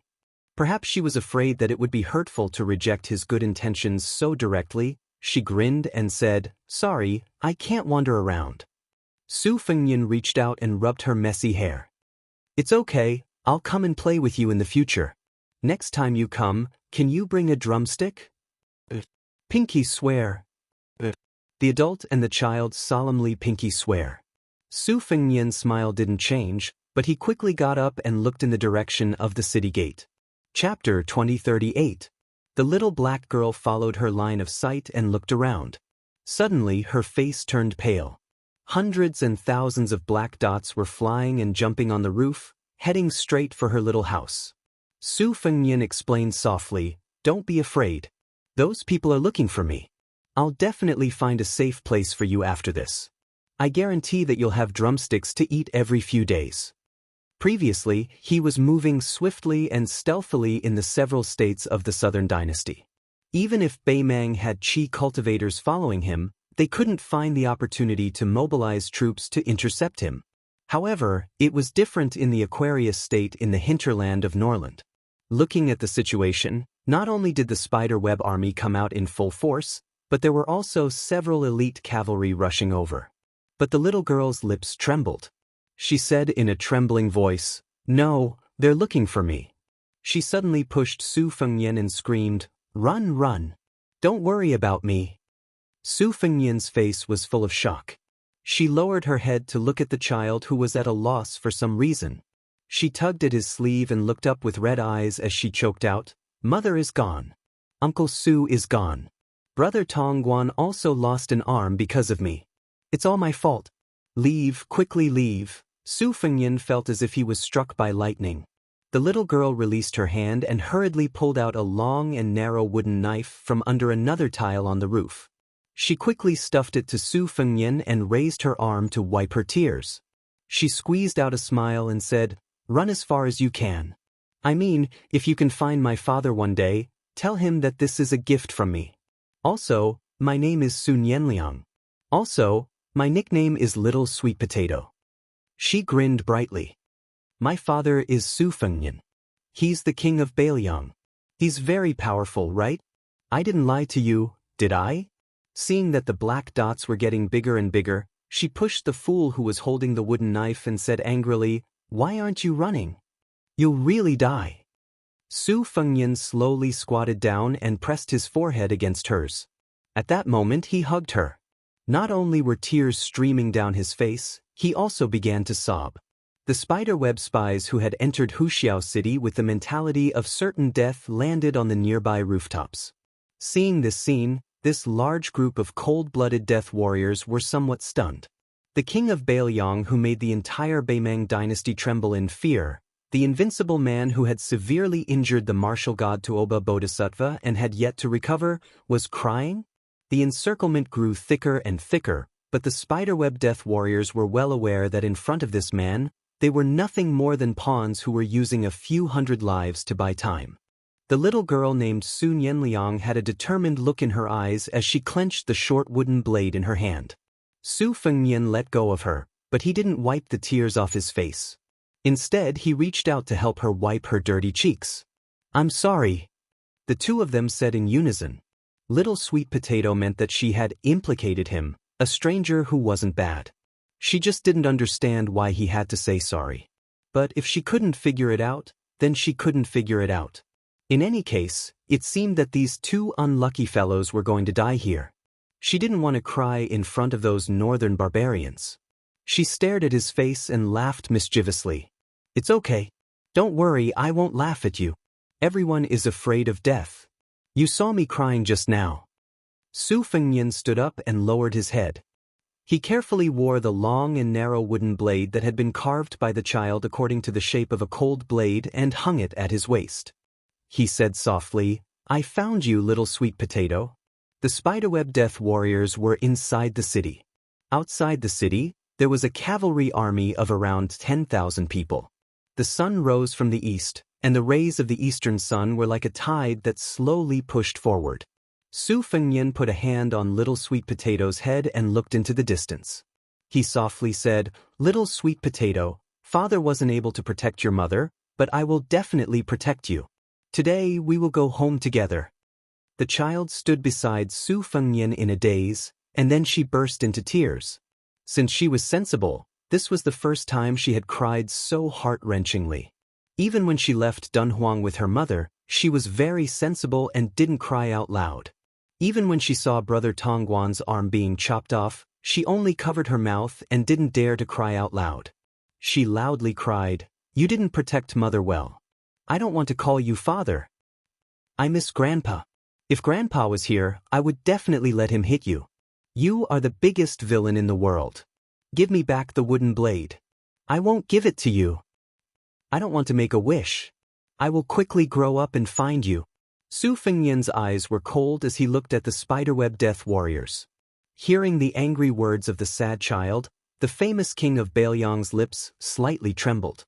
He wanted to say something, but in the end he didn't say a word.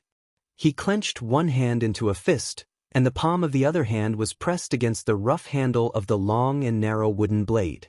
At this moment, even if 10 Tuoba Bodhisattvas at their peak were to block the way, even if all the first-rank experts in the world were to appear here to oppose him, even if Beimang still had millions of cavalry to block the way, Su Fengnian was not afraid at all.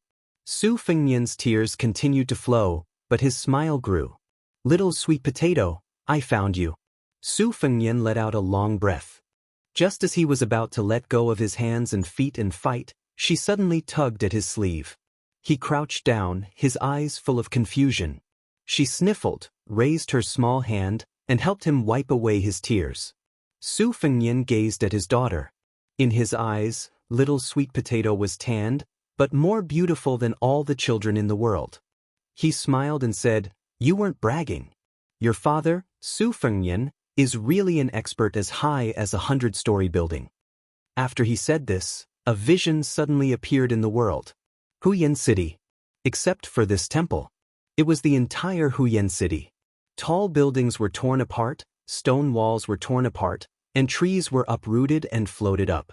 All the weapons in the city were mixed in. Almost all the inanimate objects rose into the sky.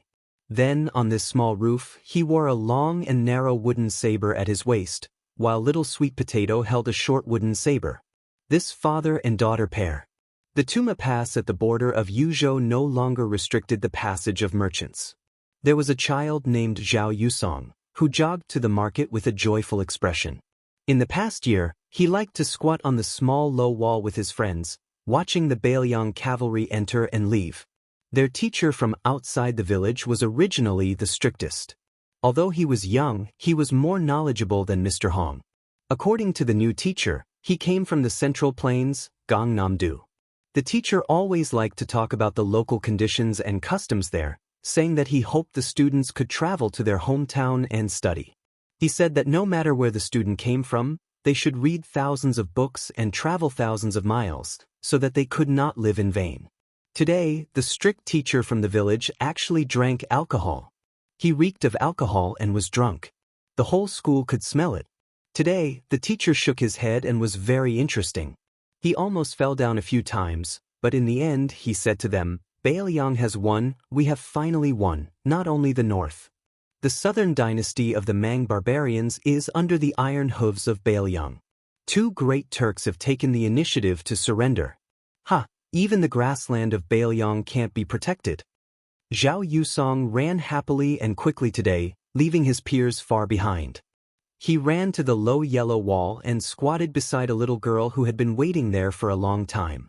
He whispered to her, telling her all the interesting things that happened in the private school today. The little girl's family was in a similar situation as his.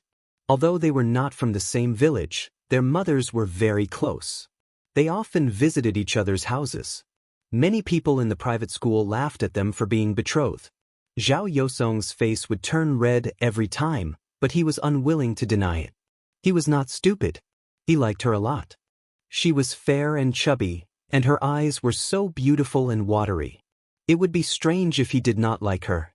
Those who made fun of him the most fiercely were actually secretly fond of her. It was a pity that she only liked him.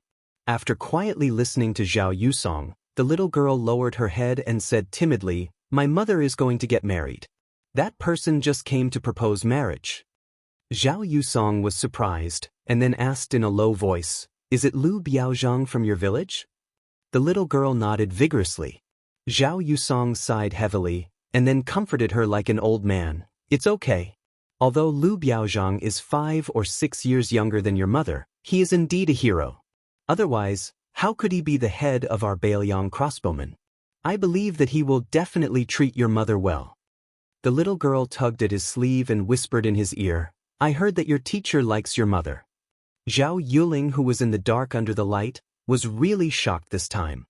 He sat on the ground and said, "It can't be." The little girl felt wronged and said, "But that's what my mother said too." Zhao Yusong pulled a long face and said, "Our teacher is very good, but I don't want him to be my stepfather at all." She asked doubtfully, "Why?"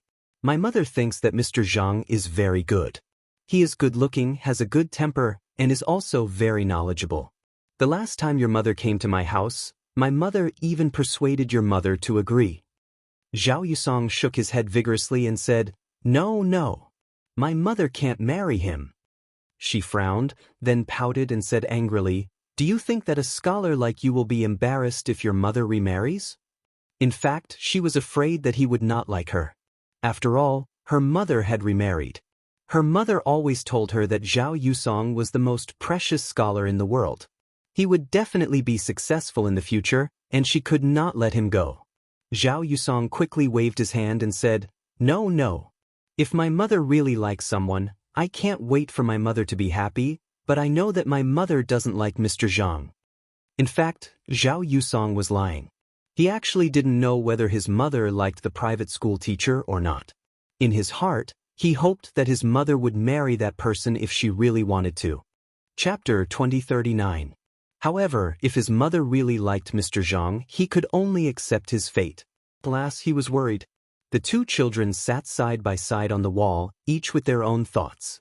They stared at the gate of Tuma Pass in a daze. Suddenly, Zhao Yosong's eyes lit up and he jumped off the wall. He didn't care even if he fell flat on his face. He ran all the way down the wall. The little girl was stunned. After she came back to her senses, she helped him carry his bag and ran down the wall carefully. Zhao Yusong ran to the man who was walking slowly from the north to the south and shouted, "Uncle Su." The man waited until Zhao Yusong ran in front of him before he asked with a smile, "Yusong, why didn't you call Brother Su or Young Master Su this time?" Zhao Yusong grinned and blinked. "My mother taught me. Why don't you ask her yourself?" The man was stunned. He smiled and said, "I'm going to buy meat buns. Wait for me." When he went to the store to buy meat buns, Zhao Yusong suddenly noticed Little Charcoal following Uncle Su from a distance. When Little Charcoal saw Zhao Yusong, he glared at Zhao Yusong fiercely and even raised his fist to scare him. The little girl who was Zhao Yusong's childhood sweetheart came to him, panting. Zhao Yusong quickly took the bag and smiled at her apologetically. Zhao Yusong suddenly leaned over and whispered in the little girl's ear. She was a little confused, but in the end she trotted away. Little Charcoal was Su Fengyan, and the Uncle Su Zhao Yusong mentioned was Su Fengyan, who had just returned to Yuzhou from Beimang.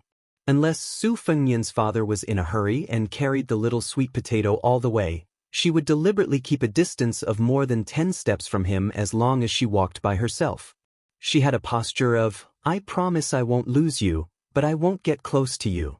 Therefore, after entering this tumbling horse pass, it was the same situation again. Su Fengyan was helpless and could not do anything about it. Su Fengyan bought 4 steaming meat buns and handed them to Zhao Yusong. He asked with a smile, "Where's the little girl next to you?" Zhao Yusong chuckled. "Maybe something happened at home." Su Fengyan smiled and shook his head.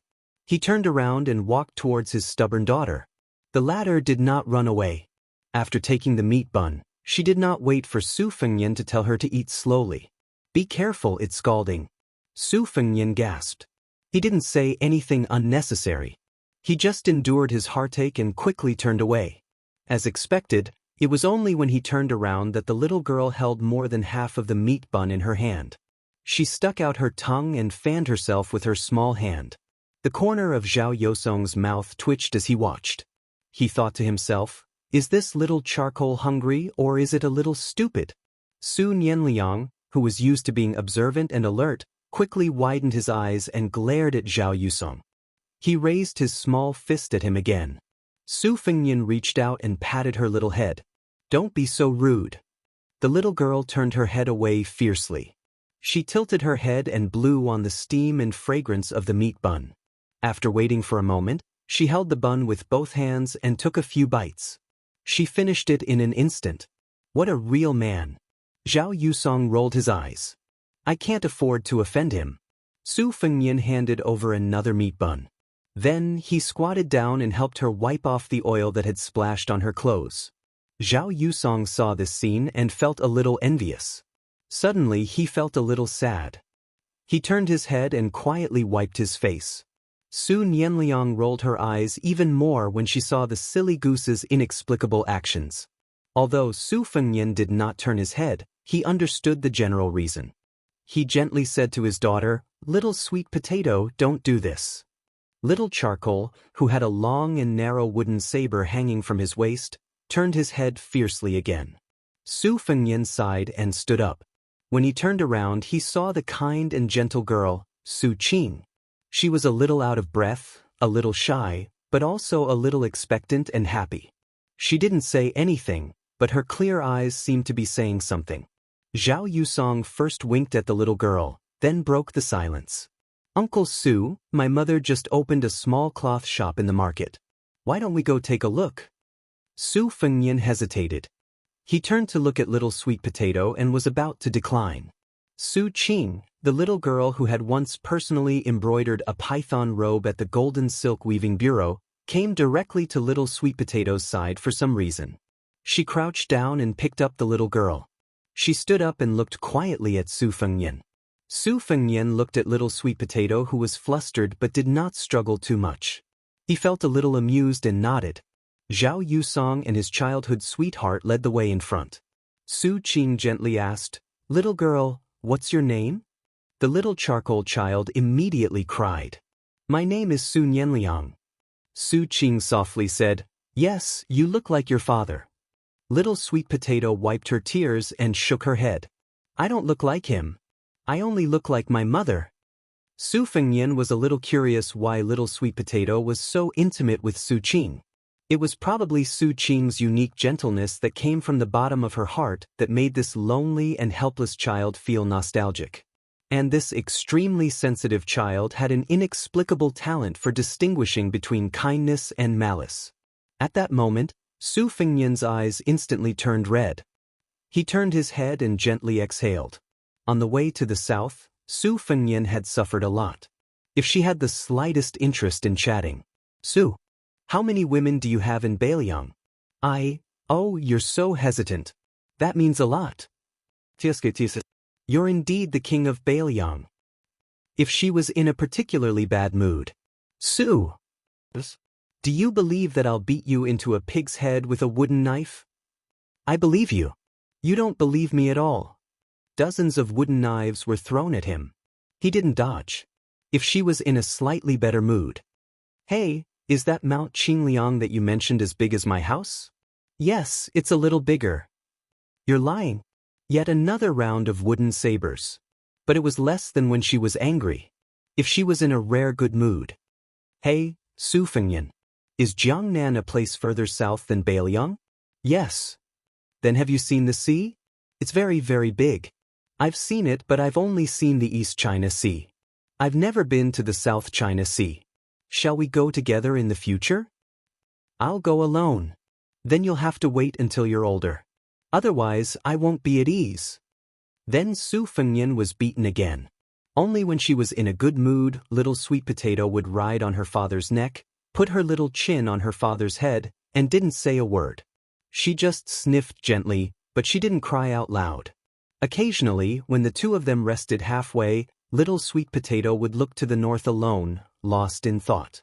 At that time, the man was either standing beside her or sitting behind her, silent and not daring to speak. Little Sweet Potato's lips curled up for the only time. On their way back, they met a Bailiang frontier army at the border of Dragon Waste State. They were going to drive straight into the grassland of Bailiang, the 6,000 Sioux family iron cavalry. He stopped carrying her. She took the initiative to ride on his neck, opened her eyes wide, and looked at the unfamiliar cavalry with a curious face. The 6,000 iron cavalry of the frontier army dismounted at the same time. After seeing the little girl riding on the young king's neck, everyone was excited. The leader of the cavalry was Li Yanchao, the commander-in-chief of the Right Cavalry. He took the lead and cupped his hands, saying loudly, "Bailiang's Right Cavalry. Welcome home, Your Highness." The 6,000 men cupped their hands together and said loudly, "Bailiang's Right Cavalry. Welcome home, Your Highness." According to the laws of Liang, all the daughters of the kings were only princesses. However, the Bailiang cavalry had been invincible for 20 years. When did they care about the views of the Central Plains imperial court? After that, little Sweet Potato didn't speak much. Until they entered the Tuma Pass at the border of Yuzhou. When they arrived at the small cloth shop at the corner of the market, perhaps because Su Qing left in a hurry, she didn't even close the door. There were already many customers waiting for her, and business was obviously good. The Battle of Liangmang had ended, and many soldiers of the frontier army were returning to the pass one after another. With more people and more soldiers, business was naturally good. The small shop. There were 7 or 8 men and women inside, and it was a little crowded. However, she believed that most of the men were here to buy cloth. Su Fengnian said to Su Qing considerately, "You go ahead with your business, it's okay." After Su Qing put little Sweet Potato down, she bent down and rubbed her little head. Su Qing's eyes were curved, and she said softly, "Little Yang, can you pick a piece of cloth yourself? I'll make a nice dress for you later. You're so tanned, you can't pick one that's too colorful." The little girl made a face and skipped away to pick the cloth. She wasn't polite at all. Suddenly, she remembered and said to the woman who was walking to the counter, "I'll ask Su Qing to pay." Su Fengnian smiled and nodded. However, Su Qing smiled and shook her head. "I'll give it to you this time, but next time, you'll have to pay." Little Sweet Potato thought carefully and glanced at Su Fengnian, who was sitting on the threshold. The child didn't refuse. Probably because of Su Fengnian's sudden appearance, the male customers left quickly. However, the women and girls were even more reluctant to leave. During this time, Su Qing and Little Sweet Potato looked at each other in tacit understanding. At that time, before Little Sweet Potato went to touch the cloth, her 2 little hands didn't forget to vigorously wipe her sleeves. Su Fengnian sat alone on the threshold with one hand supporting his chin. He kept looking at the child with a serene expression and warm eyes. After waiting for all the customers to leave, Little Sweet Potato sighed and spread out her hands. She said to Su Qing with a helpless face, "I don't like anything." Su Qing made an "oh" sound, then walked out of the counter and went to the cloth rack to pick and choose. Finally, she picked up an elegant floral cloth and turned to the little girl with a smile, "Then I'll just give you this cloth casually?" Little Sweet Potato blushed a little. Su Fengnian stood up and said softly, "I have enough money." Little Sweet Potato waved her hand, "Okay." Chapter 2040. Su Qing looked at the sky outside. It was dusk. She looked at Su Fengnian, who looked like he was about to pay and leave, and said gently, "Why don't you eat before you leave?" Su Fengnian shook his head. "Forget it."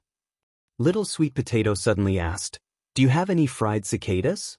The crispy kind?" Su Qing shook her head. The little scholar Zhao Yusong slapped his forehead. So she was a heroine. Little Sweet Potato asked again, "Do you have rice? Big bowls?" Su Qing nodded lightly. Little Sweet Potato patted his stomach. "Eat and drink before you leave." After closing the shop, Zhao Yusong wanted to send the little girl home first, so Su Qing led Little Sweet Potato home. Su Fengnian could only stand obediently on the other side of Su Qing. Su Qing asked, "Did your father give you the wooden saber?" Little Sweet Potato patted the long and narrow wooden saber lightly and snorted coldly. "No, I made it myself." The child quickly added, "I made it for myself. I didn't give it to anyone." When they reached the small courtyard, Su Qing brought the little girl to prepare dinner. The little girl was probably happy to stay with her father. Su Fengnian sat on a small stool in the courtyard and looked up at the sunset, unable to take his eyes off it. Zhao Yusong quickly ran home and stared blankly with Su Fengnian. When he called them to eat, Zhao Yusong realized that little Charcoal seemed to have cried and looked pitiful. After sitting at the sumptuous table, Zhao Yusong quickly realized that the little girl was wolfing down the rice. Her chopsticks flew like they were flying, like a hungry ghost reincarnated. Su Fengnian didn't say anything, but Su Qing occasionally told her daughter to eat slowly and not to rush. When Little Sweet Potato was full, Su Fengnian had only eaten a few mouthfuls. For some reason, the little girl's taut bowstring seemed to have suddenly loosened. Then, it was obvious that she was mentally exhausted. Almost unwillingly, she lay on Su Fengnian's back, closed her eyes, and fell asleep, snoring softly. Su Qing immediately covered her mouth so that she wouldn't disturb the pitiful child's life. Earlier, when they were preparing dinner together, although Sun Yanliang didn't say much, when he talked about the past that the child thought was very interesting, Su Qing felt extremely sad. Although she had never been educated, the principles of the world were interconnected. She was a woman who had endured the hardships of life. She roughly knew that men and women in the world after growing up would suffer, and would not be able to blame the heavens and accuse others. But how could such a young child talk about such things? If he found it interesting, how could he be so enraptured? She looked at the two figures as they walked out of the house. For the first time, she was angry at him. "Can't you let the child sleep on the bed?" At that moment, the man suddenly stopped in his tracks. Zhao Yusong was at a loss and a little scared. In the end, Su Fengnian returned to the house and gently handed the sweet potato to Su Qing. She carried the child to her room and covered the child with a quilt. She stood at the door and said softly, "Tonight, you will sleep in the room on the right pine." Su Fengnian shook his head and said, "No, I will go to the courtyard." She wanted to say something but hesitated. In the end, she silently turned around and sat by the bed. Su Fengnian sat in the courtyard. Zhao Yusong chatted with him in a low voice for a while, then said that he was going to do the homework left by the private school teacher. Su Fengnian said softly, "Study hard. In the future, you will pass the imperial examinations. Don't let your mother down." The child nodded vigorously and then tiptoed away. Su Fengnian didn't say a word. He sat until the sun set and the moon hung in the sky. Su Fengnian recalled many things from his childhood. Some memories were vague, but some were still vivid. After arriving at Mount Qingliang in Beiliang, the past, especially when he was young, became much clearer. However, at that time, his mother was no longer around, and only Su Xiao was left. Su Fengnian didn't move from the beginning to the end. Only when he became a father would he understand his father. No matter how much he had done for him, he would never feel that it was enough. He would always hate that it was not enough. "My little sweet potato, father has let you down, but father really loves you." Perhaps in the future, when she grew up and met the man she loved, he, as a father, would still reluctantly give her away, hoping that she would be happy for the rest of her life. He hoped that after he died, when he could no longer take care of her, she would continue to be happy. He didn't know when Su Qing came out of the room and sat beside him. After Su Fengnian came back to his senses, he immediately turned his head and carelessly wiped his face with the grass. Su Qing said softly, "She didn't sleep well. She woke up a few times in a daze, but soon fell asleep again. Twice, she cried and asked me where you were. I told her that you were in the courtyard, then she was willing to go back to sleep." Su Fengnian nodded. Su Qing lowered her head. "I'm sorry." Su Fengnian shook his head. "Don't think too much. I should be the one thanking you, really." Su Fengnian said in a hoarse voice, "I don't know how to take care of her. I've never been good at it. Whenever she doesn't speak, I'll be very scared." Su Qing leaned forward and rested her chin on her hands. She looked at the entrance of the courtyard and said, I was like this back then. The more sensible the child is, the more the parents feel sorry for them and the more they owe them. Su Fengnian listened quietly. Under the moonlight she said a lot, until her eyelids started to droop. Su Fengnian turned his head and saw little Sweet Potato walk to the door and look at them. Then she sat down and waved at him. Su Qing suddenly woke up. She shook her head and followed Su Fengnian's line of sight. She saw the little girl. Su Qing stood up and walked to little Sweet Potato. She asked gently, Why aren't you sleeping? The little girl also stood up and smiled brightly. I had a good sleep. Su Qing smiled. Then remember to come here to play in the future. Little Sweet Potato stretched out her little finger. Come, pinky promise. Su Qing gently pinky promised her.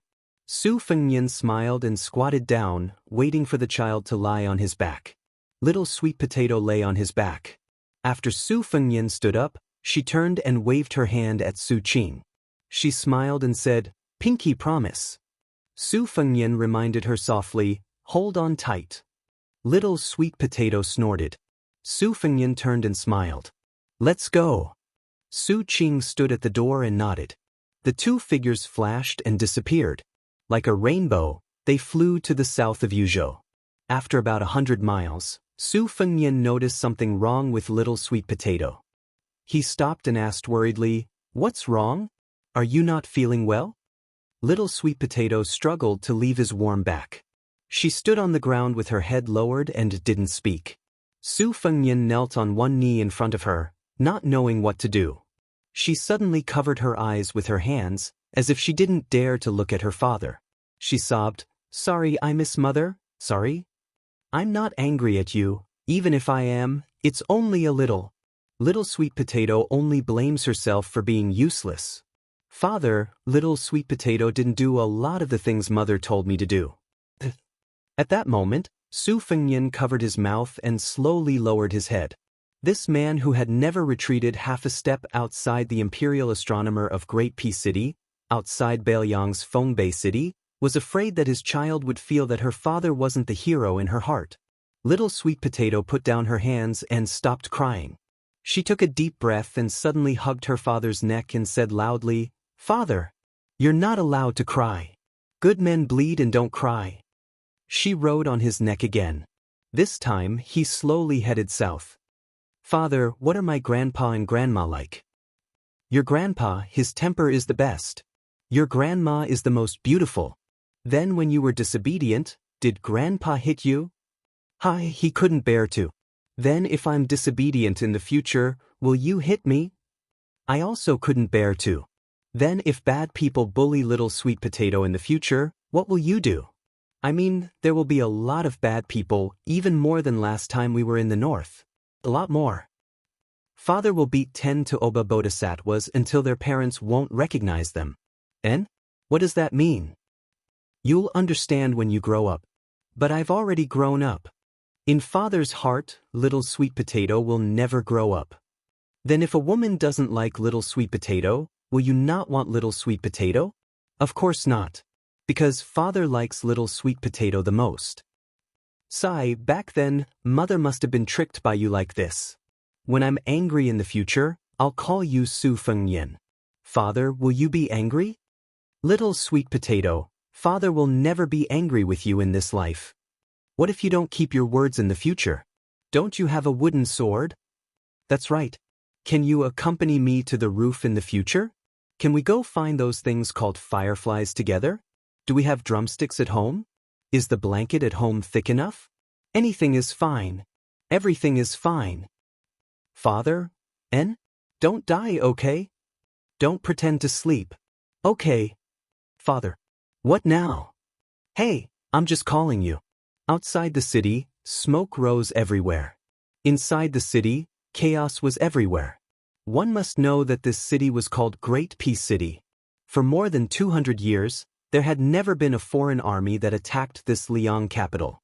What made him feel the most sorrowful was that the reason why the enemy had not attacked the city was because they wanted to prevent the Battle of Liangmang from ending too early.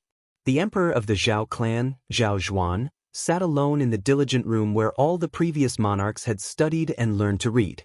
At the door stood the left-scattered cavalry officer of the province, Chen Xiaobao Chen Wang. The young emperor sat in the seat he sat in when he was young and studied.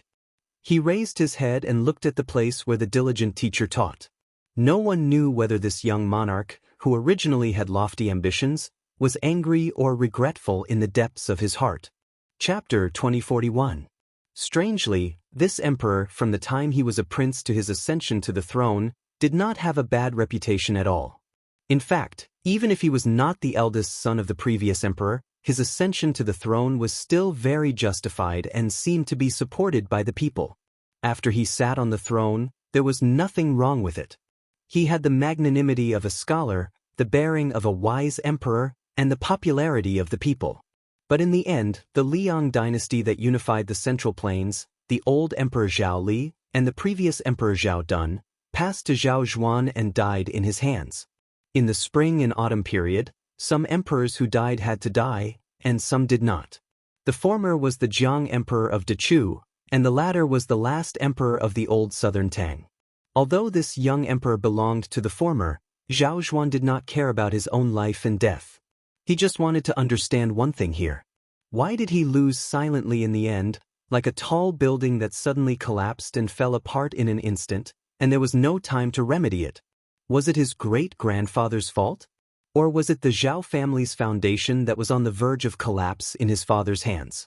The emperor, who had his back to Chen Wang, looked calm.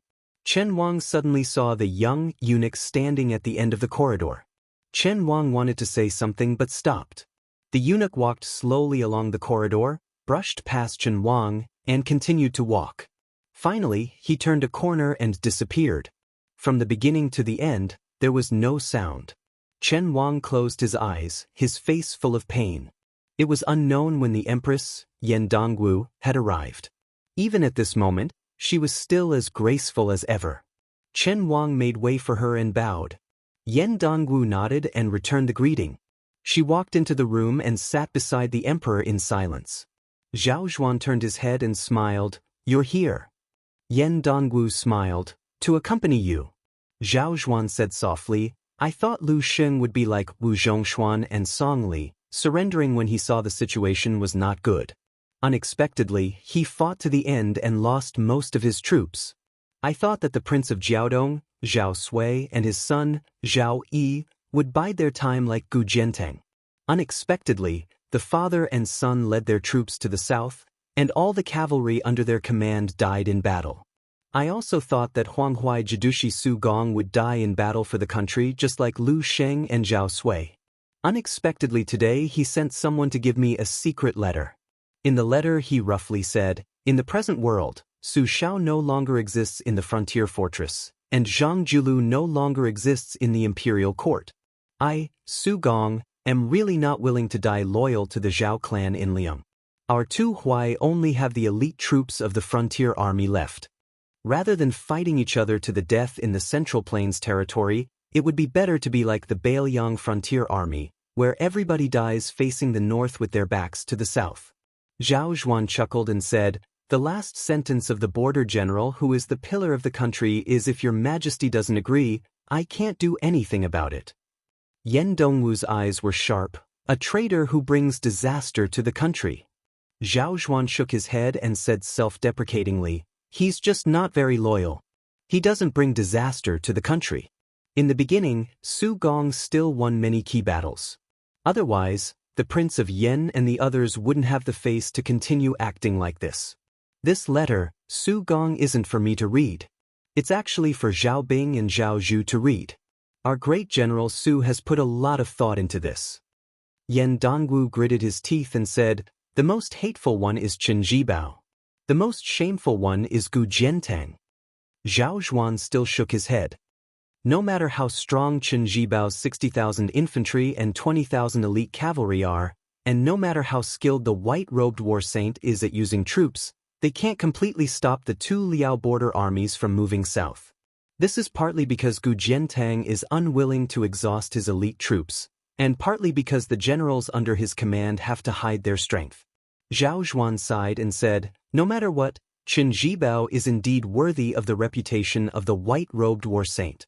No wonder the previous emperor praised him so much. Yan Dongwu's expression was lonely. Zhao Zhuan smiled and said, I should be glad that Qin Zhibao didn't stay in Bailiang to assist that person. Otherwise, not only would this world not lose to me, it wouldn't be surnamed Zhao. Yan Dongwu lowered his head and rubbed his stomach. Zhao Zhuan reached out and rubbed her head. This young emperor was crying, but his voice was very gentle. Live well with the child. I only ask for peace. Don't tell him who his father is. Zhao Zhuan seemed to be speaking to someone who didn't exist. You and the Zhao family have been friends for hundreds of years. Zhao Zhuan only asks that old immortal take her and leave Great Peace City safely. A sigh sounded from somewhere, as if it was by his ear or at the edge of the sky. Then a word was said, okay. This day, the Emperor of Liang, Zhao Zhuan, held the Jade Seal and personally came out of the city to surrender. The person who surrendered was not Zhao Sun, who had just become emperor a decade ago, or even Zhao Bing, the king of Yen, but His Royal Highness Zhao Zhu. In the early years, after Zhao Zhu and Qin Zhibao's group parted, Zhang Gaoxia's last words to Zhao Zhu on the mountain peak were as she had said. Many years later, in the winter when the auspicious year was changed to Xianxia, she was the empress of the new dynasty of Liang. In the capital that had been changed to Peaceful City, in the wooing hall that had not been renamed, a slender man in blue robes slowly walked into the hall. He had a cold blade at his waist and was bathed in blood. Behind him was a woman in white robes.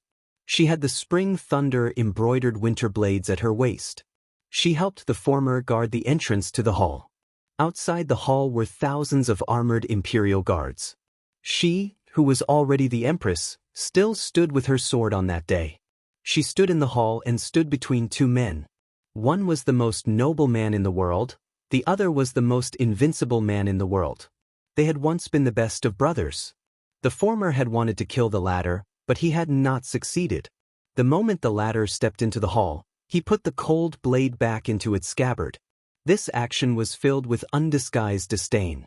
His gaze passed over the woman's figure, but he did not speak. The new emperor, Zhao Zhu, who was wearing a dragon robe, slowly stood up from the dragon throne. He walked down the stairs step by step and stood in front of Zhang Gaoxia, facing the man face to face. Zhang Gaoxia angrily rebuked with a trembling voice, Su Fengyan, do you really want the world to fall into chaos again? Do you know how many soldiers and civilians will die in vain in Bailiang and the Central Plains? The man in blue robes did not pay any attention to the woman who was the mother of the world. He only looked at the dragon robe quietly and asked, why? Zhao Zhu calmly said, the little beggar wants to treat you to the best wine, but the emperor, Zhao Zhu, wants to never have any future troubles. The descendants of the Zhao family can sit back and relax. It's that simple. The man smiled and asked again, can't we sit down, drink, and talk nicely? Zhao Zhu shook his head and said, this is why I, Zhao Zhu, can wear this robe now. Seeing the man reach out to grab the hilt of the blade, Zhao Zhu just closed his eyes and remained motionless, waiting for death. Zhang Gaoxia was just about to rush forward when Zhao Zhu grabbed her arm tightly. With a pale face, her fingers loosened and the long sword fell to the ground. A capital city, hundreds of masters, a total of 30,000 iron armors could not stop him. How could she, Zhang Gaoxia, stop him? She also closed her eyes, but both of her hands were holding her man's arm. She did not know when, but she seemed to notice that the emperor staggered backward, as if someone had punched him in the chest. She suddenly opened her eyes and turned her head to see Zhao Zhu's blank face, but he was unharmed. The man withdrew his fist and turned to leave. He said softly, treat Bailiang well in the future. I will watch you from outside the capital, little beggar. The man and the white fox's faces disappeared in a flash. Zhao Zhu lowered his head and said in a choked voice, the little beggar was wrong, really wrong. Other than her, no one else was listening. The Jianghu was gone, and the misty rain was gone. After this life turned around, there would be no wind, rain, or sunshine. Shining spears and armored horses. Freehand and romantic. Impassioned. It was a magnificent sight. Awe-inspiring righteousness. The sound of books. The bead curtain tinkled. The world was at peace. Outside the capital, two riders were on a long journey. A heavy snowfall fell on the human world. The white fox's face asked, "No regrets?"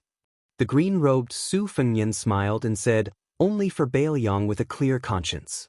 The white fox's face was full of anger. "But you disappoint me." The Su Fengyan's face was gentle.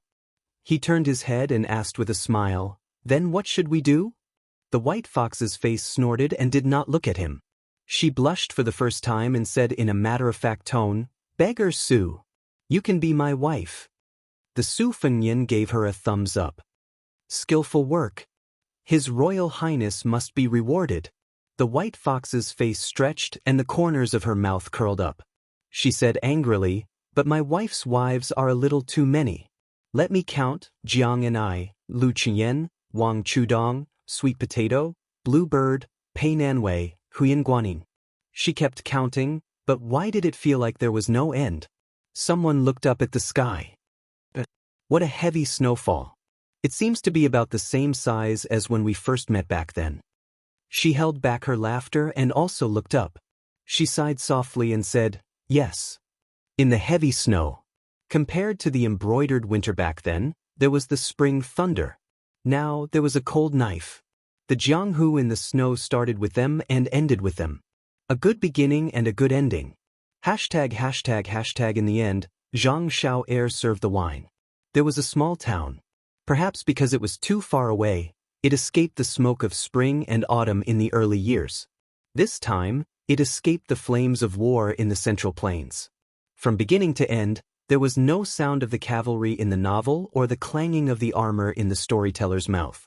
As the dust settled on the side of Great Peace City, the chaotic presence suddenly disappeared, and an even grander presence of a prosperous era arrived. For this small town, the most direct and obvious scene was the increasing number of customers who went to the brothers' building to drink and listen to storytelling. In the end, it was overcrowded. Some customers who happened to be shy in their pockets took the opportunity to tell the restaurant's manager that they did not care about the location and could drink at the door. After all, it would not affect the storyteller's storytelling. Chapter 2042. Everyone within a 100-mile radius knew that the signature of this restaurant was not some rare wine or fine wine, nor was there any seductive woman selling wine. Instead, it was the elderly storyteller of the restaurant who sat alone in the center of the main hall, surrounded by tables of wine on all sides. The old man sat on a small stool with a small table beside him. There was a gavel on the table, 2 or 3 pots of wine, a large white bowl, and a plate of peanuts. That was all. After noon, when the guests at the table had cleared away the dishes and replaced them with wine pots, jars, and bowls of various sizes, the storyteller slowly walked out from the back hall. The old man was still more than 20 steps away from the table. He had not even opened his mouth, but he had already attracted earth-shattering cheers from the entire 2 floors of the restaurant. The old man raised his clenched fists high in the air to greet all directions. The loud cheers in the restaurant rose and fell one after another. What a lively and bustling scene. The storyteller, who had taken advantage of the situation, waved his sleeves and sat on the small stool like an expert. He pretended to straighten his clothes and sat still. Only then did he reach out to grab the gavel and heavily knock it on the table. He said loudly, "At the end of the previous report, it was said that the second battle of Liangmang was imminent. 18 great grandmasters of the Central Plains would come together." The old man grabbed and put down the gavel again. He suddenly knocked the gavel on the table again. The old man said in a deep voice full of energy, "The rise and fall of 1,000 years, the affairs of the military and the state, are the most troublesome to think about. The most troublesome." At this moment, a listener laughed loudly and asked, "At the end of the previous report, you old man, you kept us in suspense. You said that Zhang Feilong, Hero Zhang, who is known as the layman of Bianjing in Jianghu, asked our king of Bailiang for advice on how to deal with the fairies and heroines. What did the king of Bailiang say? We're all waiting. Everyone, don't you think so?" Up and down the restaurant, dozens of tables of guests roared in agreement. Many of the Jianghu heroes who had placed their swords and sabers on the table began to boo. Many young wanderers even whistled with all their might. The storyteller was obviously already familiar with this scene. He calmly poured himself a bowl of wine and slurped it down with relish. In fact, at the end of each storytelling, keeping the audience in suspense and shaking the burden was the secret skill that the shopkeeper of this restaurant had taught the old man. Only by keeping the audience in suspense could there be repeat customers. After the old man leisurely put down the bowl of wine, he smiled and said, "If you hadn't mentioned it, this old man would have forgotten about it. Don't be impatient, let this old man slowly tell you about it." Dealing with people was a form of knowledge. If a fledgling young hero of Jianghu got to know those high and mighty beautiful fairies, it would be even more of a learning process. There were two types of heroines in the world. One type was Xianxia of the Great Snow Plateau, and Jin Qiu Dao Manor Master Tong Shanquan. They were as rare as phoenix feathers and unicorn horns. They could be counted on one's fingers. I'm afraid even if you wandered north and south of the Yangtze River, you still could not find one. This old man did not know how to deal with them, but there was another type. In the past, the king of Bailiang taught Zhang Feilong, Zhang Daxia exactly like this. The king of Bailiang, his old senior, said so. Everyone, please listen carefully. This kind of priceless advice. If you miss this village, there won't be another shop like this. All right, looking at the old man holding the wine bowl sideways, he couldn't be more familiar with it. We have to fork out the money again. Sure enough, there were two delicate and pretty waitresses from the restaurant who had already arrived between the tables. They didn't ask for money, but instead carried a wooden board with a dozen or so bottles of expensive wine on it. They didn't ask for anyone to buy them, and whoever liked to drink could take them for themselves. In the beginning, when the restaurant played this trick, no one was willing to accept it. It was just that they could not stand the old storyteller who shamelessly refused to tell the story when no one took the wine. Now, the customers of the restaurant were already used to it. They were too lazy to care about the small amount of money. They just had to pay out of their own pockets. Anyway, the old men who came here did not lack money. What's more, if you took the wine today, he would pay for it tomorrow, and the day after tomorrow, he would change to someone else to pretend to be fat. In the end, both the seller and the buyer were satisfied. However, the owner of the restaurant was really wicked. He could even think of such a cheap trick. Fortunately, the restaurant was smart enough to grasp people's hearts. They knew that this kind of thing should not be done more than 3 times. Generally, they would only do it once at the beginning and once at the end. It was not annoying. Over time, it became an unwritten rule of the restaurant. It even became one of the characteristics of the restaurant. The 20 small pots of wine that the 2 waitresses carried were quickly taken away by the guests. The storyteller then continued, "The Northwest King said to our hero Zhang that it is actually fun to fight with those fake female heroes and fake fairies.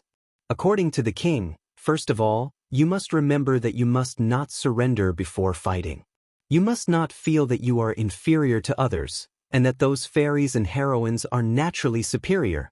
You must tell yourself that no matter how beautiful and charming those women in front of you are, no matter how arrogant and cold they are, they still have to eat, drink, and go to the toilet. After eating onion, garlic, and fish, they still have to fart." First, the whole restaurant was stunned. Then there was a thunderous applause. These words really made people feel enlightened.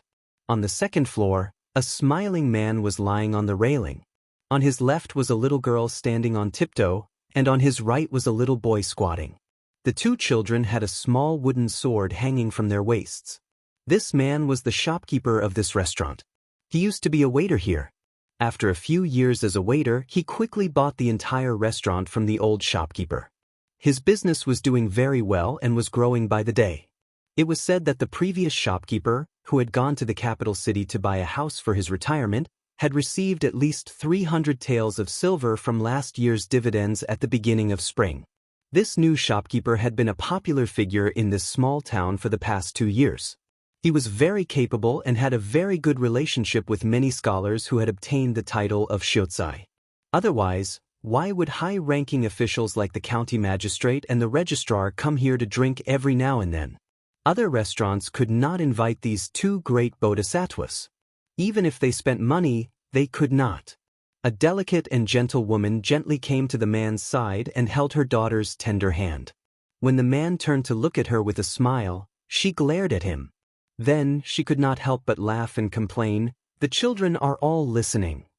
The man scratched his head. "It's not a bad thing. If they listen, then so be it. Tuan Tuan and Yuan Yuan won't understand." Unexpectedly, the little boy squatting at the man's feet raised his head and said, "Father, what's there to not understand about squatting in the latrine?" The little boy was glared at by his mother and made a face. He quickly retracted his head and continued to watch the bustling scene on the first floor. This innate cleverness must have been inherited from his father. The woman lowered her voice and asked with a smile, "Could this be said by the Northwest Prince himself? Don't tell me that you made old Mr. Lu up to deceive me?" The man smiled. "Whether the Northwest Prince said it or not, how would a commoner like me know? But that brother of mine who mingled in the pugilistic world really said that back then." The woman said helplessly, "I've heard you talk about it for so many years, but I don't see him coming here as a guest." The man's eyes were clear as he said, "He will come. No matter how well he mingles in the pugilistic world, he will remember me as his brother. No matter how badly he mingles in the pugilistic world, all the more he should come here. There's no shortage of places for him to eat, drink, and sleep." The man suddenly felt a little nervous and whispered, "Wife, if that day really comes, you can't despise my brother. This is the only thing I'll do in my life." The woman was a little angry. "What nonsense are you talking about? Am I that kind of person?" The man smiled brightly and narrowed his eyes. "I knew it. Out of all the women in the world, my wife is the best." She said angrily, "The children are all here, but you don't act like a father." The little boy at the man's feet sighed and shook his head. He imitated his father's catchphrase and sighed, "I'm very depressed right now." The man laughed loudly. The woman reached out and gently pinched his arm. "Look, he learned it from you." The little girl said timidly, "Father, ever since Grandpa Lu got drunk and said it once, Tuan Tuan has been asking people where the crotch is." This time, the woman pinched his arm even harder. The man grimaced, turned around, bent down, and gave his son a chestnut. "It's all because you learned bad things from your uncle Xianxia. You don't know how to learn from your father."